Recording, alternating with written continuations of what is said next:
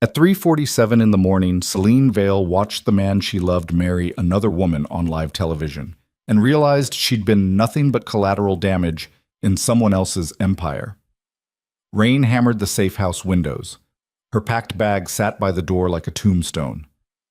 Roman Duval had promised her midnight. He'd promised her freedom. Instead, she got a wire transfer and a text telling her to disappear. 6 months of whispered confessions in parked cars, stolen kisses on private rooftops, promises made in the dark, all of it crushed beneath cathedral lights and a strategic alliance between crime families. But heartbreak has a way of burning clean, and what rose from those ashes wasn't the fragile nurse who once believed love could save monsters. It was something colder, something dangerous. If you want to see how far a woman can fall before she learns to fly, stay until the end. Hit that like button and drop a comment telling me what city you're watching from. I want to see how far this story travels. Bye. The trauma bay at Boston Metro smelled like antiseptic and bad decisions at 2 in the morning. Celine Vale had been on her feet for 9 hours straight, stitching up knife wounds and setting broken bones while the fluorescent lights buzzed overhead like dying insects. Her scrubs were speckled with someone else's blood. Her coffee had gone cold 3 hours ago. Her back ached in that deep, grinding way that meant she'd be feeling it for days. She was washing her hands in the industrial sink when the doors exploded open. 2 men in expensive suits half-carried, half-dragged a third man between them. The injured one wore a white dress shirt soaked black with blood. His face was pale, jaw clenched so tight Celine could see the muscles jumping beneath his skin. He moved like someone who'd been hurt before, controlled, deliberate, refusing to show weakness even while bleeding out. "Gunshot wound," one of the suits said. No emotion, like he was ordering takeout. Celine's attending physician, Dr. Reeves, took one look at the trio and stepped back. "We need to call—" "No police." The injured man's voice cut through the chaos like a blade. He looked directly at Celine. His eyes were dark, almost black, and completely steady despite the blood loss. "Just fix it." Dr. Reeves hesitated. Standard protocol demanded they report gunshot wounds, but something about the way the 2 suits positioned themselves, hands inside their jackets, expressions flat and dangerous, made protocol feel suddenly negotiable. "I'll handle it," Celine heard herself say. She didn't know why. Maybe it was exhaustion. Maybe it was the way the injured man looked at her. Not pleading, not threatening, just waiting. Like he already knew she'd help him and was simply giving her time to catch up. Dr. Reeves shot her a warning look but didn't argue. The suits deposited their cargo on the exam table and melted back toward the doors. One of them paused. "You got 30 minutes, he told Celine. "Then we're gone, with or without him." The doors swung shut. Celine was alone with the stranger who might die on her table. She moved on autopilot, years of training overriding the screaming voice in her head that said this was monumentally stupid. She cut away his shirt. The bullet had entered just below his left collarbone, missing the subclavian artery by maybe half an inch. Lucky. Unlucky enough to get shot, lucky enough that it hadn't killed him immediately. "I need to give you something for the pain," she said, reaching for the medication cart. His hand shot out, fingers closing around her wrist. Not hard, just firm enough to stop her. "No anesthesia." "That's insane. I've been shot before." His voice was steady, almost conversational.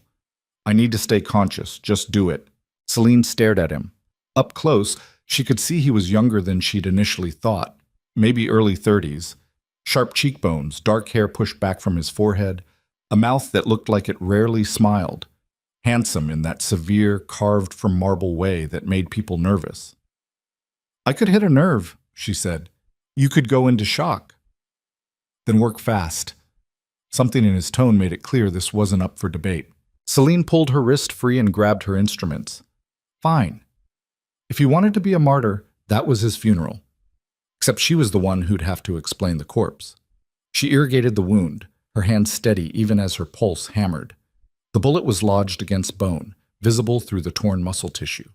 She'd have to extract it carefully, avoid fragmenting it, minimize the damage. The man didn't make a sound, not when she inserted the forceps, not when she carefully worked the bullet free, not when she began debriding the damaged tissue. He just stared at the ceiling, breathing slow and controlled like he was somewhere else entirely. "What's your name?" Celine asked, partly to distract him, partly because she needed to distract herself from the absolute insanity of what she was doing. "Does it matter?" "I'm elbow deep in your chest cavity. Seems like we should at least be on a first-name basis." The corner of his mouth twitched, not quite a smile. "Roman, Celine, Greek goddess of the moon." He said it without inflection, just stating a fact. "Your parents were optimistic." "My mother read too much mythology." She dropped the bullet into a metal dish with a sharp clink. "Your parents clearly had a thing for empire builders. They had a thing for legacy." His jaw tightened. "Didn't ask me what I wanted." Celine started suturing. The wound was clean now, the bleeding controlled. She worked in silence for several minutes, her needle pulling silk thread through skin with practiced precision. "You do this often?" she asked. "Get shot?" "Define often." "More than 0 times." "Then yes." "Occupational hazard?" "Something like that." She tied off the last suture and stepped back. "You need antibiotics. Real ones, not whatever street pharmacist you people use. And you need to keep this clean and dry for at least—" "I know the drill." Roman sat up carefully, testing his range of motion. His face was still pale, but his eyes were sharp, alert. "Thank you." "Don't thank me. Just don't die in the next 48 hours and ruin my night." He looked at her then, really looked at her, and Celine felt something shift in the air between them. Recognition, maybe. Or acknowledgement. Like they were both people who'd seen too much and were tired of pretending otherwise. One of the suits appeared in the doorway. "Time." Roman slid off the table. He moved stiffly, but under his own power. Celine watched him shrug into the ruined dress shirt, dark blood making abstract patterns across the white fabric. At the door, he paused. "You didn't ask what happened. Would you have told me the truth?" "No." "Then why waste the question?" That almost smile flickered across his face again. Then he was gone, disappeared into the pre-dawn darkness like he'd never existed at all. Celine stood in the empty trauma bay, surrounded by bloody gauze and used instruments, and wondered what she'd just gotten herself into. The first bouquet arrived 3 days later. White roses. 24 of them. No card. Celine's coworker Ivy raised an eyebrow when the delivery guy showed up at the nurse's station. "Someone's got an admirer," Ivy said, leaning over to sniff the blooms. "Secret boyfriend you haven't mentioned?" "Probably a grateful patient." Celine didn't mention that most grateful patients sent chocolate or gift cards to coffee shops, not roses that probably cost more than her rent. The second bouquet arrived the next week. White roses again. Still no card. The third week, it wasn't flowers. It was a bottle of wine. Chateau Margaux, 2015. Celine didn't know much about wine, but she knew enough to recognize that this bottle cost more than her monthly student loan payment. She turned it over in her hands, looking for some clue, some explanation. There, on the back label, someone had written in elegant script, "For steady hands and poor judgment, R." "Oh, you're in trouble," Ivy said, reading over her shoulder. "That's either the most romantic thing I've ever seen or the opening move in a psychological thriller." "Could be both," Celine muttered. She should have thrown it away. Should have reported the gifts to hospital administration. Should have done literally anything except what she actually did, which was take the wine home and drink half the bottle while sitting on her fire escape, watching the city lights blur together. The next week, Roman showed up in person. Celine was leaving the hospital after a double shift, exhausted and hungry, and looking forward to nothing more exciting than leftover Thai food and bad television. She pushed through the employee exit into the parking garage and found him leaning against a black sedan that probably cost more than she'd earned in 5 years. He looked different. The dress shirt and blood were gone, replaced by dark jeans and a charcoal sweater that made him look almost normal. Almost. Except for the way he held himself. Coiled, watchful, like violence was always an option he kept in his back pocket. "You're stalking me now?" Celine stopped about 10 feet away, keys gripped tight between her fingers. Not that they'd do much good against someone like him. "I'm thanking you." He gestured to his shoulder. "Healed clean, no infection, you're good at your job. That's what medical school is for." Most people would have asked questions. Most people aren't trying to survive the night shift in a trauma bay. We see things. We don't see things. It's a very flexible skill set. Roman laughed. The sound was unexpected, rough and genuine, like he'd surprised himself. Have dinner with me. No. Why not? Because I'm tired, I'm hungry, and I'm wearing scrubs that smell like someone else's vomit. Also, you got shot by someone. For some reason you won't explain. That's generally considered a red flag. Fair points. He pushed off the car. Coffee then. There's a diner 2 blocks from here. Public place. You can leave whenever you want. Celine knew she should say no. Should get in her car and drive away and forget this ever happened. But there was something about the way he looked at her. Not like she was a means to an end. Not like she was interchangeable with anyone else. But like she was specifically, individually interesting. Like he actually wanted to know what she'd say next. 1 hour? She heard herself agree. Then I'm gone. Deal. Bump. The diner was exactly the kind of place Celine would have picked herself. Worn vinyl booths, flickering fluorescent lights, coffee that tasted like it had been sitting on the burner since the Reagan administration. Roman looked wildly out of place, too sharp and expensive for the cracked linoleum and laminated menus. They sat across from each other in a corner booth. Celine ordered coffee and pie. Roman ordered nothing. You're not eating? I'm here for the company, not the cuisine. That's a mistake. The pie's pretty good. He flagged down the waitress and ordered a slice. When it arrived, he took 1 bite and made a face. You lied. I have low standards. It builds character. That laugh again. Celine found herself wanting to hear it more often. They talked about nothing important. The weather, the best late-night food in Boston, the particular kind of exhaustion that comes from working nights. Roman was surprisingly easy to talk to when he wasn't bleeding on an exam table. He listened like listening actually mattered, asked questions that suggested he remembered her answers. An hour turned into 2. The diner emptied around them. The waitress stopped refilling their coffee and started giving them meaningful looks. I should go, Celine finally said. Early shift tomorrow. Can I see you again? She should have said no. Should have recognized this for what it was. A man from a dangerous world pulling her into his orbit. But sitting across from Roman Duval, watching the way the crappy diner lights caught in his dark eyes, Celine felt something she hadn't felt in years. Possibility. Maybe, she said. I'll take it. Vô simple. 2 days later, Roman texted her. The number wasn't saved in her phone, but she knew it was him. Rooftop, Ashworth Building, 9 p.m. If you're free. Celine stared at the message.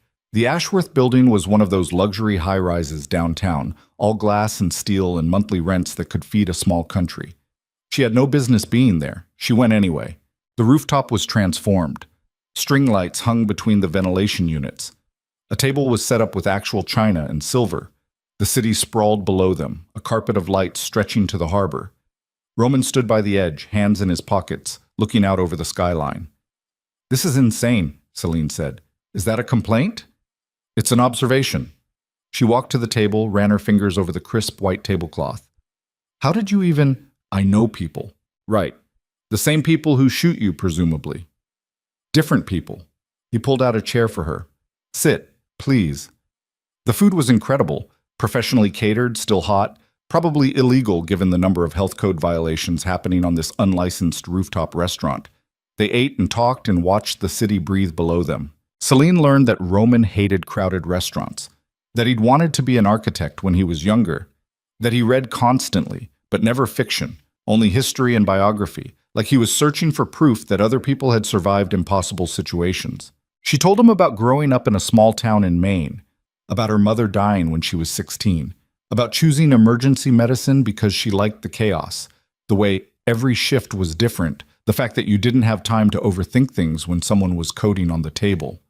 You like saving people, Roman observed. I like fixing problems. What if the problem can't be fixed? Celine met his eyes across the table. Then you do what you can and you don't beat yourself up about the rest. Something shifted in his expression. Longing, maybe, or grief. That sounds nice, he said quietly. Not beating yourself up. You should try it sometime. I wouldn't know where to start. The vulnerability in those words hit her harder than any confession. This was a man who carried weight that wasn't his to carry, who'd been taught that strength meant never putting anything down. Celine reached across the table and took his hand. Roman stared at their joined hands like he'd never seen anything more surprising. "What are you doing?" he asked. "I don't know," Celine admitted. "Something stupid, probably." Probably. But he didn't let go. That's how it started. Carefully. In pieces. In stolen moments between Celine's shifts and Roman's mysterious obligations. He never told her what he did. She never asked directly. But the clues accumulated like evidence at a crime scene. The way people moved aside when he entered a room. The deference in their voices. The black SUVs that occasionally appeared outside her apartment building. The fact that he carried a gun the way most people carried their phone. Casually, automatically, like it was just another item in his pocket. Celine wasn't stupid. She knew Roman was involved in something illegal, probably something violent. But the man who showed up at her door with takeout and wine, who listened to her complain about hospital bureaucracy, who fell asleep on her couch with his head in her lap while she watched terrible reality television, that man didn't feel dangerous. He felt broken. And Celine had always been drawn to broken things. 2 months in, they were lying in her bed at 3 a.m. Roman couldn't sleep. He rarely could. And Celine had given up trying. They were tangled together under her cheap cotton sheets, his fingers tracing absent patterns on her bare shoulder. "Tell me something true," she said into the darkness. "I'm here. That's true. Tell me something you've never told anyone else." Roman was quiet for so long she thought he wouldn't answer. Then, "I hate my life." 3 words. Said so simply they almost didn't sound important. Celine rolled over to face him. "So change it." "It's not that simple." "Why not?" "Because I'm not just myself. I'm a legacy, an obligation, a piece on a board that's been in play since before I was born." His voice was flat, emotionless, like he was reciting facts. "My father built an empire. My job is to maintain it. And what you want doesn't matter?" "What I want has never mattered." Celine pressed her palm against his chest, felt his heartbeat steady beneath her hand. "It matters to me," she said. Roman pulled her closer, buried his face in her hair. She felt him shake, just once. So briefly she might have imagined it, and realized with startling clarity that she was holding someone who'd forgotten how to be held. "I can't give you normal," he whispered. "I can't give you safe. I can't even promise you tomorrow. I'm not asking for promises." "What are you asking for?" "This. Right now. Just this." So they stayed there, wrapped around each other in the dark, pretending the morning would never come. Ugh. But mornings always came. And with them, reality. Celine started noticing the surveillance, black cars that appeared too regularly, men in suits who watched her apartment from across the street, the feeling of being followed even when she couldn't spot anyone specific. Ivy noticed, too. "You need to be careful," she said one afternoon during their break. They were sitting in the hospital cafeteria, picking at mediocre salads and pretending they weren't exhausted. "Whoever this guy is, he's bringing heat. It's fine." "Celine, someone followed you to work yesterday. I saw the car." "Roman would never hurt me." "I'm not worried about Roman hurting you. I'm worried about whoever Roman's running from hurting you to get to him." Celine set down her fork. "What am I supposed to do? Just walk away?" "Would that be so terrible?" "Yes." The word came out harder than she'd intended. "Yes, it would." Ivy studied her with worried eyes. "You're in love with him." It wasn't a question. Celine didn't answer, didn't need to. The truth was written all over her face. "Then you need to make him choose," Ivy said quietly. "Whatever life he's living, whatever he's into, he needs to pick you or pick that, because you can't have both, not safely." Touch. That night, Celine tried to talk to Roman about it. They were in his car, a different one this time, something expensive and German, parked on a quiet street overlooking the harbor. He'd picked her up after her shift, said he wanted to show her something. They'd ended up here, watching container ships move through the dark water like sleeping giants. "We need to talk about what happens next," Celine said. Roman's hands tightened on the steering wheel. "What do you mean?"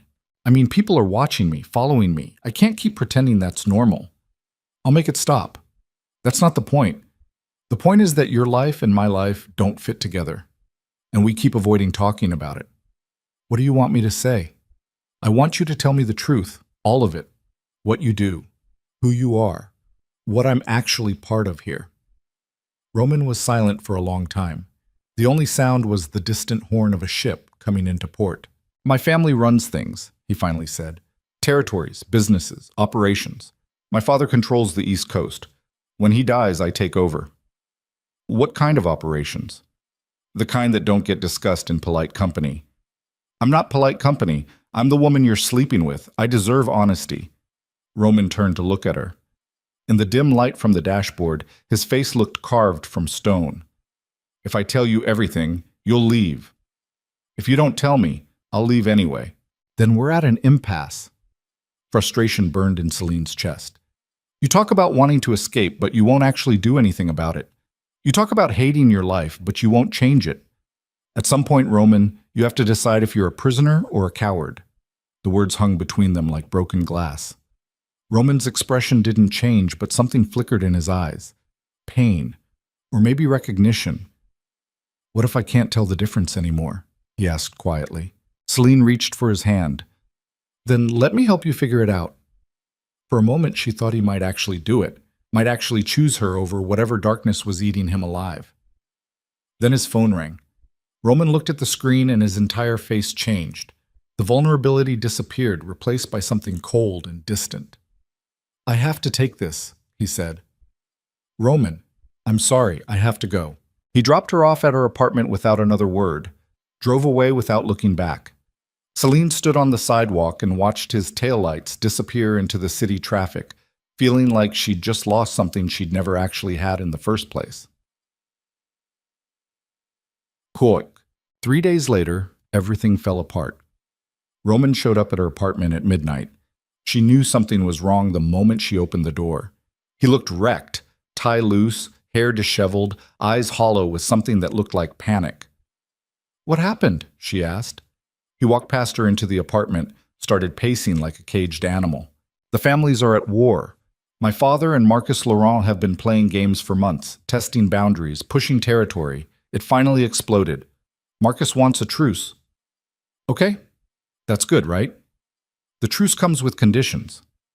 Something in his tone made Celine's stomach drop. What kind of conditions? Roman stopped pacing, turned to face her. Marriage. Me and Celeste Laurent. Unite the families, end the conflict. The words hit Celine like a physical blow. For a moment, she couldn't breathe. Tell them no. I can't. Yes, you can. You're an adult. You have agency. Tell them, if I refuse, people die. Not just me, not just my father. Innocent people caught in the crossfire. Civilians, families. That's not your responsibility. Yes, it is. Roman's voice cracked. That's exactly what it is. I'm responsible for all of it. The territory, the operations, the people who depend on us for protection. If I walk away from this, I'm not just destroying myself. I'm destroying everyone connected to this empire. Celine stared at him, understanding clicking into place with horrible clarity. And I'm not connected to the empire, so I'm expendable. That's not what I... Yes, it is. That's exactly what you're saying. Celeste Laurent matters because she's politically valuable. I don't matter because I'm just some nurse you're sleeping with. You matter more than any of them. Roman crossed the room, grabbed her hands desperately. That's why I'm here. I need 2 weeks. Just 2 weeks to figure this out. To find another way. Then we run. Run where? Anywhere. Everywhere. I'll burn it all down if that's what it takes. But I need time. Celine looked at their joined hands, at Roman's face, pleading and desperate, at the future collapsing around them. Promise me, she whispered. Promise me, she whispered. Promise me this isn't just another lie you're telling yourself. I swear to you, 2 weeks, then we disappear together. She wanted to believe him, wanted it so badly it physically hurt. So she chose hope over logic, chose love over self-preservation. Okay, she said. 2 weeks. Roman pulled her into his arms, held her like she was the only solid thing in a dissolving world. I love you, he said into her hair. I know I've never said it, but I love you more than I've ever loved anything. I love you too. They stayed like that for hours, wrapped around each other, trying to memorize the feeling of being whole. Neither of them mentioned that 2 weeks might as well be forever when you're standing at the edge of a cliff. But the next 14 days were torture. Roman's calls became shorter, his texts more sporadic. The warmth between them cooled to something mechanical and distant, like he was already practicing how to let her go. Celine tried to be patient, tried to trust him, but doubt crept in like poison. She started making plans anyway, just in case. She looked at apartments in Portland, researched clinics that needed nurses, created an escape route for herself because hoping for the best didn't mean ignoring the worst. On day 12, Roman stopped responding to her messages entirely. On day 13, Ivy grabbed her after shift. "You need to see this," she said, shoving her phone towards Celine. It was a society blog. The headline read, "Duval-Laurent wedding confirmed for Saturday. Private ceremony unites two dynasties." Below it was a photo of Roman and Celeste leaving some charity gala together. She was beautiful, elegant, and poised in the way people born into money always were. She looked like she belonged on Roman's arm. Celine looked like someone who'd stumbled into the wrong story. "I'm sorry," Ivy said quietly. Celine handed back the phone. "It's fine. He said he'd handle it." "Celine, he'll handle it." But she heard the desperate edge in her own voice. On day 14, the day Roman had promised they'd run, Celine packed a bag anyway. She'd been given an address, a safe house by the lake, 40 minutes outside the city. Roman said to be there by midnight. She arrived at 8, too anxious to wait any longer. The house was empty. Dark. Rain was starting to fall, light and steady, tapping against the windows like fingers. Celine sat on the cracked leather sofa and watched the clock. Midnight came. Roman didn't. At 2 a.m., her phone buzzed. A message from an unknown number. "Turn on the news."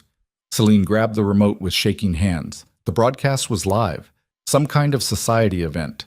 And there, standing beneath cathedral lights in a black-tailored suit, was Roman Duval. Next to him stood Celeste Laurent in a white wedding dress. The ceremony was already underway. Celine watched Roman take Celeste's hand, watched him recite vows that should have been meant for someone else. Watched him become a man she didn't recognize. The headline scrolled beneath them. Roman Duval weds Celeste Laurent in secret union of two crime dynasties. Something inside Celine cracked. Not her heart, deeper than that. Her phone buzzed again. "I'm sorry. I had no choice. The money I sent will help you disappear. Don't contact me again." Our money. As if their love could be buried beneath a wire transfer. As if she was just another problem to be solved, another loose end to be tied off. Celine sat in the dark safe house, rain pounding harder now, and felt herself transform. The fragile parts of her, the ones that still believed in happy endings, that still thought love could save people, burned away like dead wood. What remained was something colder, clearer. She wasn't going to disappear. She wasn't going to take his money and pretend none of this had happened. She was going to walk straight into Roman Duval's new life and make him look her in the eye while he explained why she hadn't been worth fighting for. Celine stood up, grabbed her bag, and walked out into the storm. The wedding reception was being held at the Laurent estate. She had no invitation, no plan, no backup. She had a friend, Luca Reiner, a low-level soldier in the Duval organization, who owed her a life debt from a night 6 months ago when she'd patched up his brother without asking questions. One phone call. That's all it took. "You sure about this?" Luca asked when he picked her up 20 minutes later. Celine stared out the window at the rain-slicked streets. "No," she said, "but I'm doing it anyway." The Laurent estate sat on 15 acres of manicured coastline, all wrought iron gates and old money arrogance. Luca's car crawled up the long driveway behind a line of black sedans and luxury vehicles that probably cost more than Celine would make in a decade. Through the rain-streaked windows, she could see the mansion blazing with light, every window golden, the grounds lit up like a stage set. "Security's going to be insane," Luca said, gripping the steering wheel tight. "The Laurents don't fuck around, especially not tonight. You got any kind of plan, or are we just winging this?" Celine watched a couple in evening wear dash from their car to the entrance, the woman's dress sparkling under the exterior lights. You said you could get me in. I said I could try. There's a difference. He pulled into a spot near the service entrance, killed the engine. Look, I get it. Guy broke your heart. But walking into a room full of crime bosses and their trigger-happy security to confront him on his wedding night, that's not heartbreak talking. That's suicide. Then stay in the car. Can't do that. You saved my brother's life. I owe you. Luca rubbed his face, looking 10 years older in the dashboard light. But after tonight, we're square. Deal? Deal. They got out into the rain. It was coming down harder now, cold and mean, soaking through Celine's jacket in seconds. She'd worn black, jeans, boots, a simple top, nothing that would stand out, nothing that screamed scorned lover crashing a wedding reception. Luca led her around the side of the mansion toward a door marked for catering staff. Two guys in suits stood guard, arms crossed, faces blank. "Rainer," one of them said. Not friendly. "You're supposed to be on rotation downtown." Got reassigned. Last-minute staffing issue. Luca jerked his thumb at Celine. "She's with me. Additional security sweep." The guards exchanged looks. Celine kept her face neutral, bored, like she did this every day. Her heart was slamming against her ribs, but she'd learned a long time ago how to look calm while dying inside. Years of keeping her composure during codes and traumas had trained her well. One guard stepped closer, studying Celine's face. "Don't recognize you." "New hire. Started last week." She met his eyes, didn't blink. "You want me to go back and tell Castellano you blocked a security check on his orders?" Castellano was Roman's head of security. She'd heard the name enough times, overheard it during phone calls Roman took while pacing her apartment. It was a gamble, but apparently the right one. The guard stepped back. "Fine, but you stay in the perimeter zones. Don't approach the family areas." Understood. They walked through. The door closed behind them with a heavy click. Inside was chaos. Catering staff rushed past with trays of champagne and hors d'oeuvres. Someone was shouting about ice sculptures. The kitchen smelled like expensive food and stress sweat. Luca grabbed Celine's arm and pulled her down a service corridor before anyone could stop them. "That bought us maybe 10 minutes before someone checks the roster and realizes you're not on it," he said. "What now? Where's the main reception?" "East ballroom, but it's locked down tight. Everyone going in or out gets checked." "Then we find another way." Luca stared at her like she'd lost her mind. Maybe she had. Maybe sitting in that safe house watching Roman marry someone else had finally broken whatever mechanism kept rational thought functioning. "There's a servants' gallery," Luca finally said. "Overlooks the ballroom. Used to use it for musicians back in the day. It's probably empty now. Show me."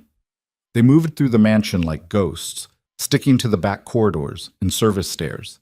Celine caught glimpses of the party through open doors, crystal chandeliers, women in designer gowns, men in tuxedos that cost more than cars. The wealth was suffocating. Everywhere she looked, money and power pressed in on itself, dense and toxic.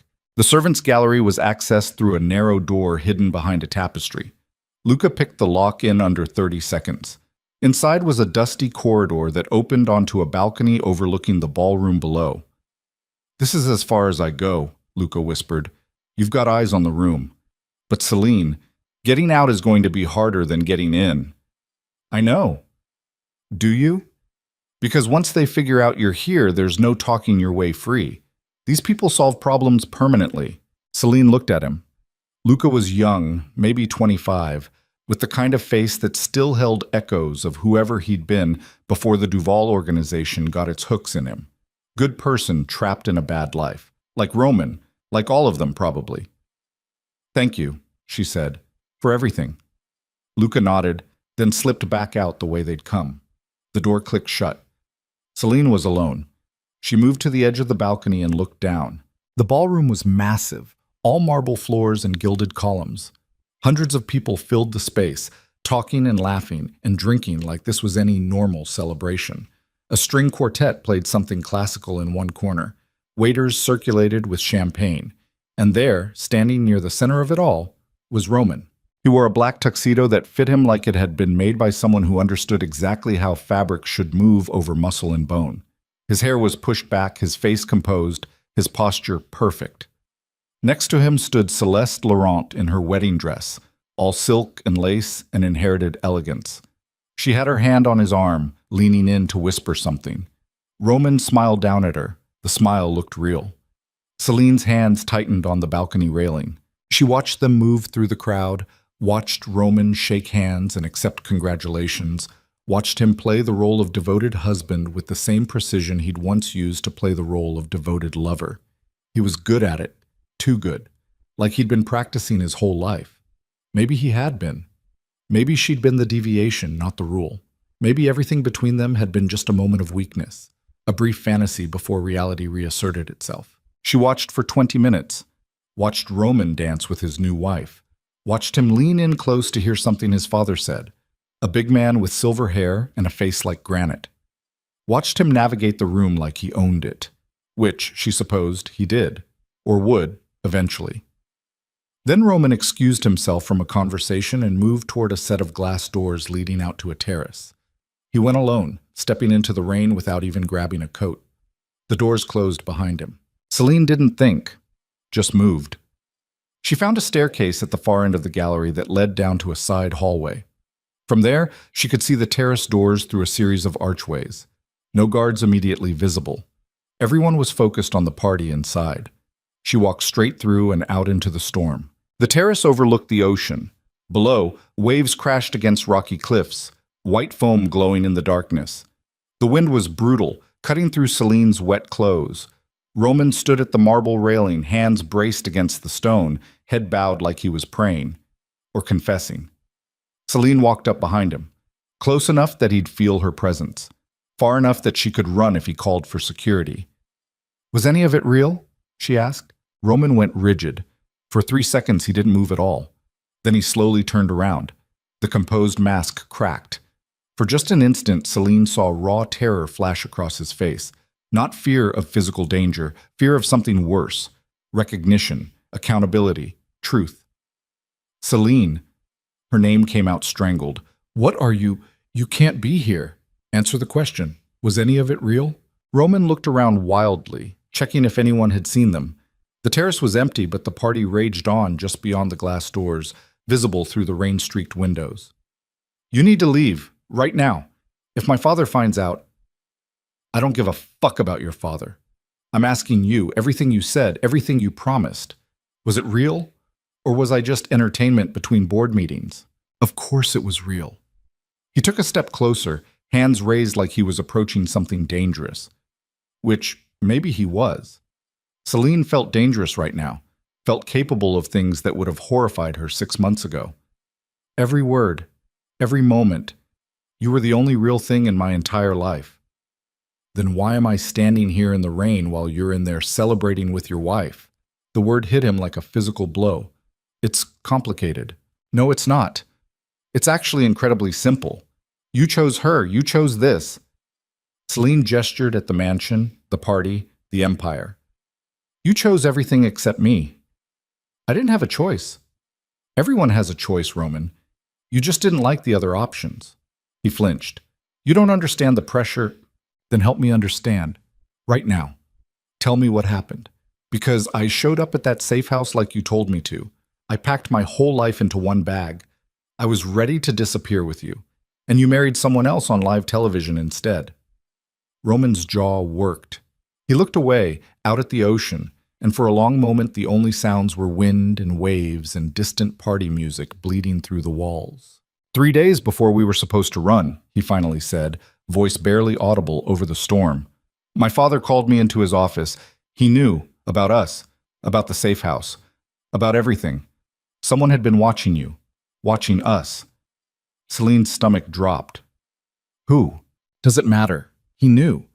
And he told me that if I didn't marry Celeste, he'd have you killed. Not quickly, not cleanly. He described exactly what he'd do to you, how long he'd make it last. He said he'd kill Ivy too, and anyone else you'd ever cared about. He'd burn through your entire life like kindling just to prove a point." The words hung between them, ugly and brutal. "So you folded. I protected you. By lying to me? By letting me believe we had a future right up until you fucking married someone else? I thought if you hated me, you'd move on. You'd be safe. Celine laughed. It came out harsh and broken. You thought breaking my heart was keeping me safe? Jesus, Roman, you really are your father's son. His head snapped up. Don't say that. Why not? It's true. You made the same choice he would have made. Sacrifice the person you claim to love to protect the empire. That's exactly what a man like him would do. I'm nothing like him. Then prove it. Celine stepped closer, close enough to see the rain beating on his skin, the exhaustion carved into the lines around his eyes. Right now, walk away with me. Leave all of this behind and actually choose me for once. Roman stared at her with something that looked like hunger or desperation. I can't. Can't or won't? Can't. Celine, they'll hunt us. My father, the Laurents, everyone with a stake in this alliance. They'll burn through every resource they have to find us. And when they do, I don't care. I care. I love you too much to watch you die because of me. You love me too much to fight for me. That's what you mean. That's not fair. None of this is fair. Celine's voice cracked. You think I wanted to fall in love with someone who lives like this? You think I wanted any of this? I was fine before you. I had a normal life. And you walked into my ER and everything went to hell, and now I'm standing on a terrace in the rain confronting a man who married someone else less than 6 hours after he was supposed to run away with me. I know, and I'm sorry. You see? Sorry isn't enough. Sorry doesn't give me back the last 6 months. Sorry doesn't fix the fact that I can't go back to my apartment because I'm terrified your father's going to make good on his threats anyway. Sorry is just another word you're using to avoid making an actual choice. Roman opened his mouth, closed it, opened it again. What do you want me to say? I want you to say you were wrong. I want you to admit that you didn't choose me because you were scared, not because it was impossible. I want you to own the fact that you picked comfort over courage. It wasn't about comfort. It was about keeping you alive. No, it was about keeping yourself intact, because if you'd actually chosen me, you would have had to blow up your entire life. And you were too afraid to do it. The accusation hung in the air like smoke. Roman's face went white. You're wrong, he said, but there was no conviction behind it. Am I? Because from where I'm standing, it looks like you're exactly where you want to be, playing the dutiful son, the perfect heir, the man who does what's expected because it's easier than doing what's right. You don't know what you're talking about. Then explain it to me. Make me understand how the man who told me he loved me more than anything could stand at an altar and promise his life to someone else. Roman's composure finally shattered. What was I supposed to do? Let him kill you? Let him torture you to death while I sat there knowing it was my fault? You want me to say I was afraid? Fine. I was fucking terrified. Not of dying. I've made peace with dying. I was terrified of watching you suffer because I'd been selfish enough to drag you into my world. So you sacrificed us instead. Yes, I sacrificed us to save you. And I'd do it again. I'd make the same choice 1,000 times because you being alive and hating me is better than you being dead, because I wasn't strong enough to let you go. Celine felt something crack inside her chest. Not her anger, that was still burning hot and fierce, but underneath it, underneath the rage and betrayal, was grief, pure and devastating.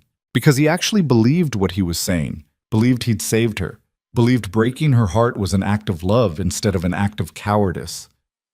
You didn't save me, she said quietly. You destroyed me. And the worst part is you did it while convincing yourself you were being noble. Roman reached for her. She stepped back. Don't touch me. Don't you fucking dare touch me.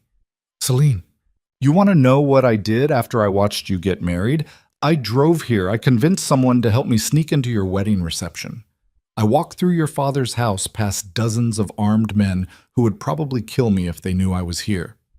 You know why? Because I needed to look you in the eye and hear you say it. I needed you to tell me the truth, to my face, like I deserved. I'm telling you the truth now. No, you're not. You're telling me a story you've convinced yourself is true, but the actual truth is simpler. You had a choice between me and your empire, and you chose the empire. That's it. That's the whole truth. That's not... Yes, it is. And the really pathetic part? I would have chosen you. If someone had put a gun to my head and told me to pick between you and everything else in my life, I would have picked you. Because that's what love is supposed to mean. It's supposed to mean that person matters more than your safety, more than your comfort, more than your fucking empire. Roman's face was wet. Celine couldn't tell if it was rain or tears. I couldn't let him hurt you, so you hurt me yourself instead. That's so much better. I thought you'd survive it. I thought you'd hate me and move on and build a life somewhere safe. You thought wrong. Celine's voice went cold, flat. You didn't destroy us by marrying Celeste. You destroyed us the moment you decided I couldn't handle the truth. The moment you decided I was too weak or too fragile to make my own choices about my own life. That's when you killed us. Everything after that was just cleanup. The words hit Roman like bullets. He staggered back against the railing, one hand pressed to his chest like he couldn't breathe. I'm sorry, he whispered. I'm so sorry. I know you are, but it doesn't change anything. Movement behind the glass doors. A figure approaching. Roman saw it, and panic flashed across his face again. You need to go, right now. If anyone sees you, let them see. I don't care anymore. I care. Celine, please, I'm begging you. Leave. Get as far from here as possible and don't look back. Why? So you can pretend I never existed? So you can play house with your strategic wife and forget you ever wanted something real? So you can live. So you can have the future I couldn't give you. The door opened. A man stepped out onto the terrace. One of the security team, big and professional looking, scanning the space with practiced efficiency. His eyes landed on Celine and his hand moved inside his jacket. Roman stepped between them instantly. She's leaving. No trouble. Just a guest who got turned around. The guard didn't buy it. Celine could see him calculating, trying to place her, figure out what threat level she represented. His hand stayed inside his jacket.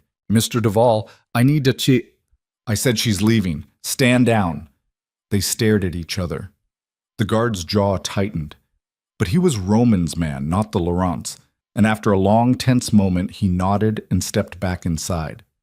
Didn't take his eyes off Celine. Didn't move his hand away from whatever weapon he was carrying. Roman turned back to Celine. Up close, he looked haunted, hollowed out, like someone had scooped out everything vital and left only the shell. Go, he said softly. Please, before this gets worse. It can't get worse. We're already at the bottom. You'd be surprised how much further down things can go. Celine looked at him, really looked at him, and realized she was seeing a stranger. The man she'd fallen in love with had never existed. That version of Roman had been a fantasy, a performance, a beautiful lie they'd both wanted to believe. This was the real Roman Duvall, a man who chose survival over sacrifice, who chose fear over faith, who loved her just enough to break her heart, but not enough to actually fight for her. Goodbye, Roman, she said. She turned to leave, made it 3 steps before his voice stopped her. I do love you, for whatever that's worth. Celine looked back over her shoulder. It's worth exactly nothing. Then she walked away. Through the door past the guard who tracked her every movement, back through the mansion the way she'd come, moving fast now because adrenaline was wearing off and reality was crashing in. She'd actually done it, confronted him, demanded truth, and gotten exactly what she'd asked for. The truth was, he'd chosen wrong, had chosen the easier path, had convinced himself sacrifice was noble when really it was just cowardice dressed up in better clothes. And now she knew, could stop wondering, could stop holding out hope for some impossible reconciliation, could finally let go. Celine made it back to the service entrance before the tears came. Then she was stumbling out into the rain, looking for Luca's car, barely seen through the water streaming down her face, half rain, half grief. A hand grabbed her arm. Celine spun, ready to fight, and found Luca pulling her toward a different vehicle. Change of plans. Your entrance got flagged. We need to move now. They ran. Luca shoved her into an old sedan that definitely wasn't the car they'd arrived in. He peeled out before she'd even closed the door, tires spitting gravel as they shot down the driveway. What happened? Celine gasped, trying to catch her breath. Security noticed you on the cameras, started asking questions. I grabbed a spare vehicle from the lot and came looking. Luca took a turn too fast, barely keeping control on the wet road. You get what you needed? Yeah, I got it. Was it worth it? Celine watched the Laurent estate disappear behind them, all those lights glowing in the darkness like a burning ship. Somewhere inside, Roman was going back to his party, back to his wife, back to the life he'd chosen instead of her. I don't know, she admitted. Ask me in a year. You got somewhere safe to go? Because they're going to start looking for you. Damien Duval doesn't appreciate people crashing his son's wedding. I'll figure something out. That's not a plan. That's a hope. Hope's all I've got right now. Luca pulled onto the highway, merged into sparse late-night traffic. Rain hammered the windshield, the wipers barely keeping up. Celine stared out the window at nothing, feeling emptied out, hollowed, like she'd left something essential back on that terrace. Her phone buzzed. Unknown number. She almost didn't answer. Hello? Ms. Vale. A voice she didn't recognize. Male, older, calm in a way that suggested violence was always an option. My name is Damien Duval. I understand you had an interesting conversation with my son this evening. Celine's blood went cold. She looked at Luca. He'd gone white, hands tight on the wheel. I don't know what you're talking about. Don't insult me with lies. You were seen, identified. I know exactly who you are and exactly what you mean to Roman. A pause. Or what you meant to him, I suppose, past tense now. What do you want? To make something very clear, you had your dramatic moment. You confronted my son. You said your piece. I'm going to allow that to stand because I understand heartbreak makes people do foolish things. But this is the only time. If I hear that you've attempted to contact Roman again, if you show up anywhere near him or his wife, if you so much as send him a text message, I will kill you. Not quickly, not painlessly. I will make it last long enough that you'll beg for death. Do you understand? Celine's hand shook around the phone. Yes. Good. You have 24 hours to leave Boston. I suggest you use them wisely. The line went dead. She lowered the phone slowly. Luca was watching her with horrified eyes. That was him, wasn't it? Damien. Celine nodded, unable to speak. Fuck. Luca slammed his hand against the steering wheel. What did he say? That I need to disappear, that if I don't, he'll kill me. He's not bluffing. When Damien Duval makes a threat, he follows through. Always. I know. So what are you going to do? Good question. What was she going to do? She had maybe $3,000 in savings. Had a job she loved but couldn't go back to. Had friends she'd have to abandon to keep them safe. Had a whole life in Boston that was now completely off limits. Roman's money. He'd said he sent money. She checked her bank account, hands trembling. The screen loaded. $50,000 had been deposited 4 hours ago. Blood money, hush money, guilt money. She should refuse it, should send it back, should do literally anything except accept payment for having her heart ripped out. But practicality won over pride. She needed that money, needed it to disappear, needed it to start over somewhere Damien Duval couldn't reach her. Portland, Celine heard herself say. I'm going to Portland. Oregon? It's far. It's big enough to disappear in. It's not connected to anything here. That's actually not a terrible plan. Luca took the next exit, headed toward the city. I can get you on a bus tonight. Cash transaction, no paper trail. You ditch your phone once you're out of state. Start completely fresh. What about you? Won't you get in trouble for helping me? Probably. But I'm a nobody. Low level. They'll rough me up, remind me where my loyalties should be, then forget about me. You're the one they'll remember. I'm sorry. I didn't mean to drag you into this. You saved my brother's life. This squares us. He glanced at her. But Celine? Whatever you're feeling right now, anger, grief, whatever, you need to let it go. Carrying that across the country with you is just going to poison everything you try to build. How am I supposed to let it go? I loved him. I know, but love like that, the kind that exists in Roman Duval's world, it doesn't survive. It gets crushed under the weight of all the things that matter more. Money, power, legacy. You were always going to lose him. The only question was how much of yourself you'd lose in the process. The words hurt because they were true. Celine had known from the beginning that Roman's world was incompatible with anything real or lasting. She'd just convinced herself she could be the exception. Turned out there were no exceptions, just casualties. Luca dropped her at a bus station downtown, handed her an envelope with cash and a burner phone. The phone's got my number in it. One-time use only. If you need help getting settled, call me. After that, delete it. Thank you. Don't thank me. Just survive. That's thanks enough." He drove away. Celine stood on the curb in the rain, exhausted and soaked and empty. The bus station was grimy and fluorescent and smelled like urine and desperation. A drunk guy slept on a bench. A young mother tried to keep two kids quiet while they waited for a delayed departure. Normal people living normal lives. The kind of life Celine used to have. The kind she'd traded for 6 months of illicit romance with a man who'd loved her just enough to break her, but not enough to choose her. She bought a ticket to Portland on the 4 a.m. bus, found a bathroom and changed out of her wet clothes into jeans and a sweatshirt from her bag. Looked at herself in the cracked mirror above the sinks. She barely recognized the woman staring back. Her eyes looked older, harder, like something fundamental had shifted behind them. The fragile nurse who'd once believed love could save monsters was gone. Burned away in a safe house while watching the man she loved marry someone else on television. What remained was someone different. Someone who'd walked into a crime lord's house and demanded truth. Someone who'd survived heartbreak and come out the other side changed. Not better, not whole, but alive. And maybe that was enough.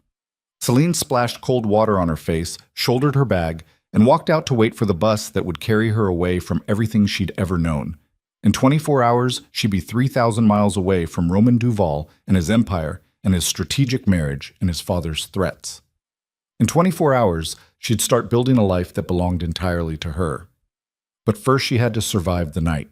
She sat on a plastic chair bolted to the floor and watched the clock crawl toward departure time. Every person who walked past made her flinch. Every car that pulled up outside made her heart race. She kept expecting security to burst through the doors, kept expecting Roman to show up with some last-minute explanation, kept expecting the world to make sense again. None of those things happened. At 3:47 a.m., exactly 24 hours after she'd watched Roman get married, a bus pulled into the station with Portland displayed on the destination sign. Celine stood up, grabbed her bag, walked toward the door without looking back. Behind her lay Boston, Roman. 6 months of stolen moments and whispered promises and love that had felt so real she'd believed it could survive anything. Ahead lay nothing. Blank space. Unknown territory. For the first time in months, Celine felt something other than grief. She felt free. The bus door hissed open. Celine climbed aboard, found a seat in the back, and pressed her face against the cold window as the city began to slide past. Rain streaked the glass, turning streetlights into blurred stars. The bus groaned and lurched forward, pulling out onto empty streets. Celine watched Boston disappear behind her and didn't cry, didn't hope, didn't regret, just existed in the moment between what had been and what might come next, suspended in the terrible freedom of having nothing left to lose. The woman who'd fallen in love with Roman Duval was dead. What rose from those ashes didn't have a name yet, but she was going to survive.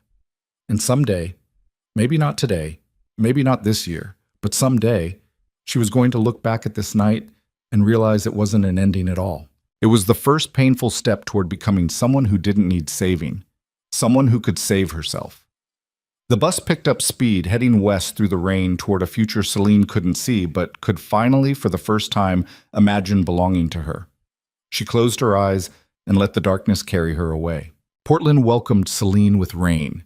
Different rain than Boston, softer, steadier, the kind that settled in for days instead of hours. She stepped off the bus at 11 p.m. 3 days after leaving, her body aching from cramped seats and rest-stop bathrooms, her mind still numb from exhaustion and adrenaline crash. The station was smaller than Boston's, cleaner, less desperate. She stood on the platform with her single bag and watched other passengers get picked up by family, friends, people who'd been waiting for them. Nobody was waiting for Celine. Nobody even knew she was here.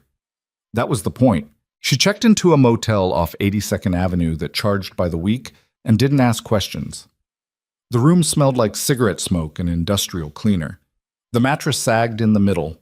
The shower had rust stains and water pressure that barely qualified as mist.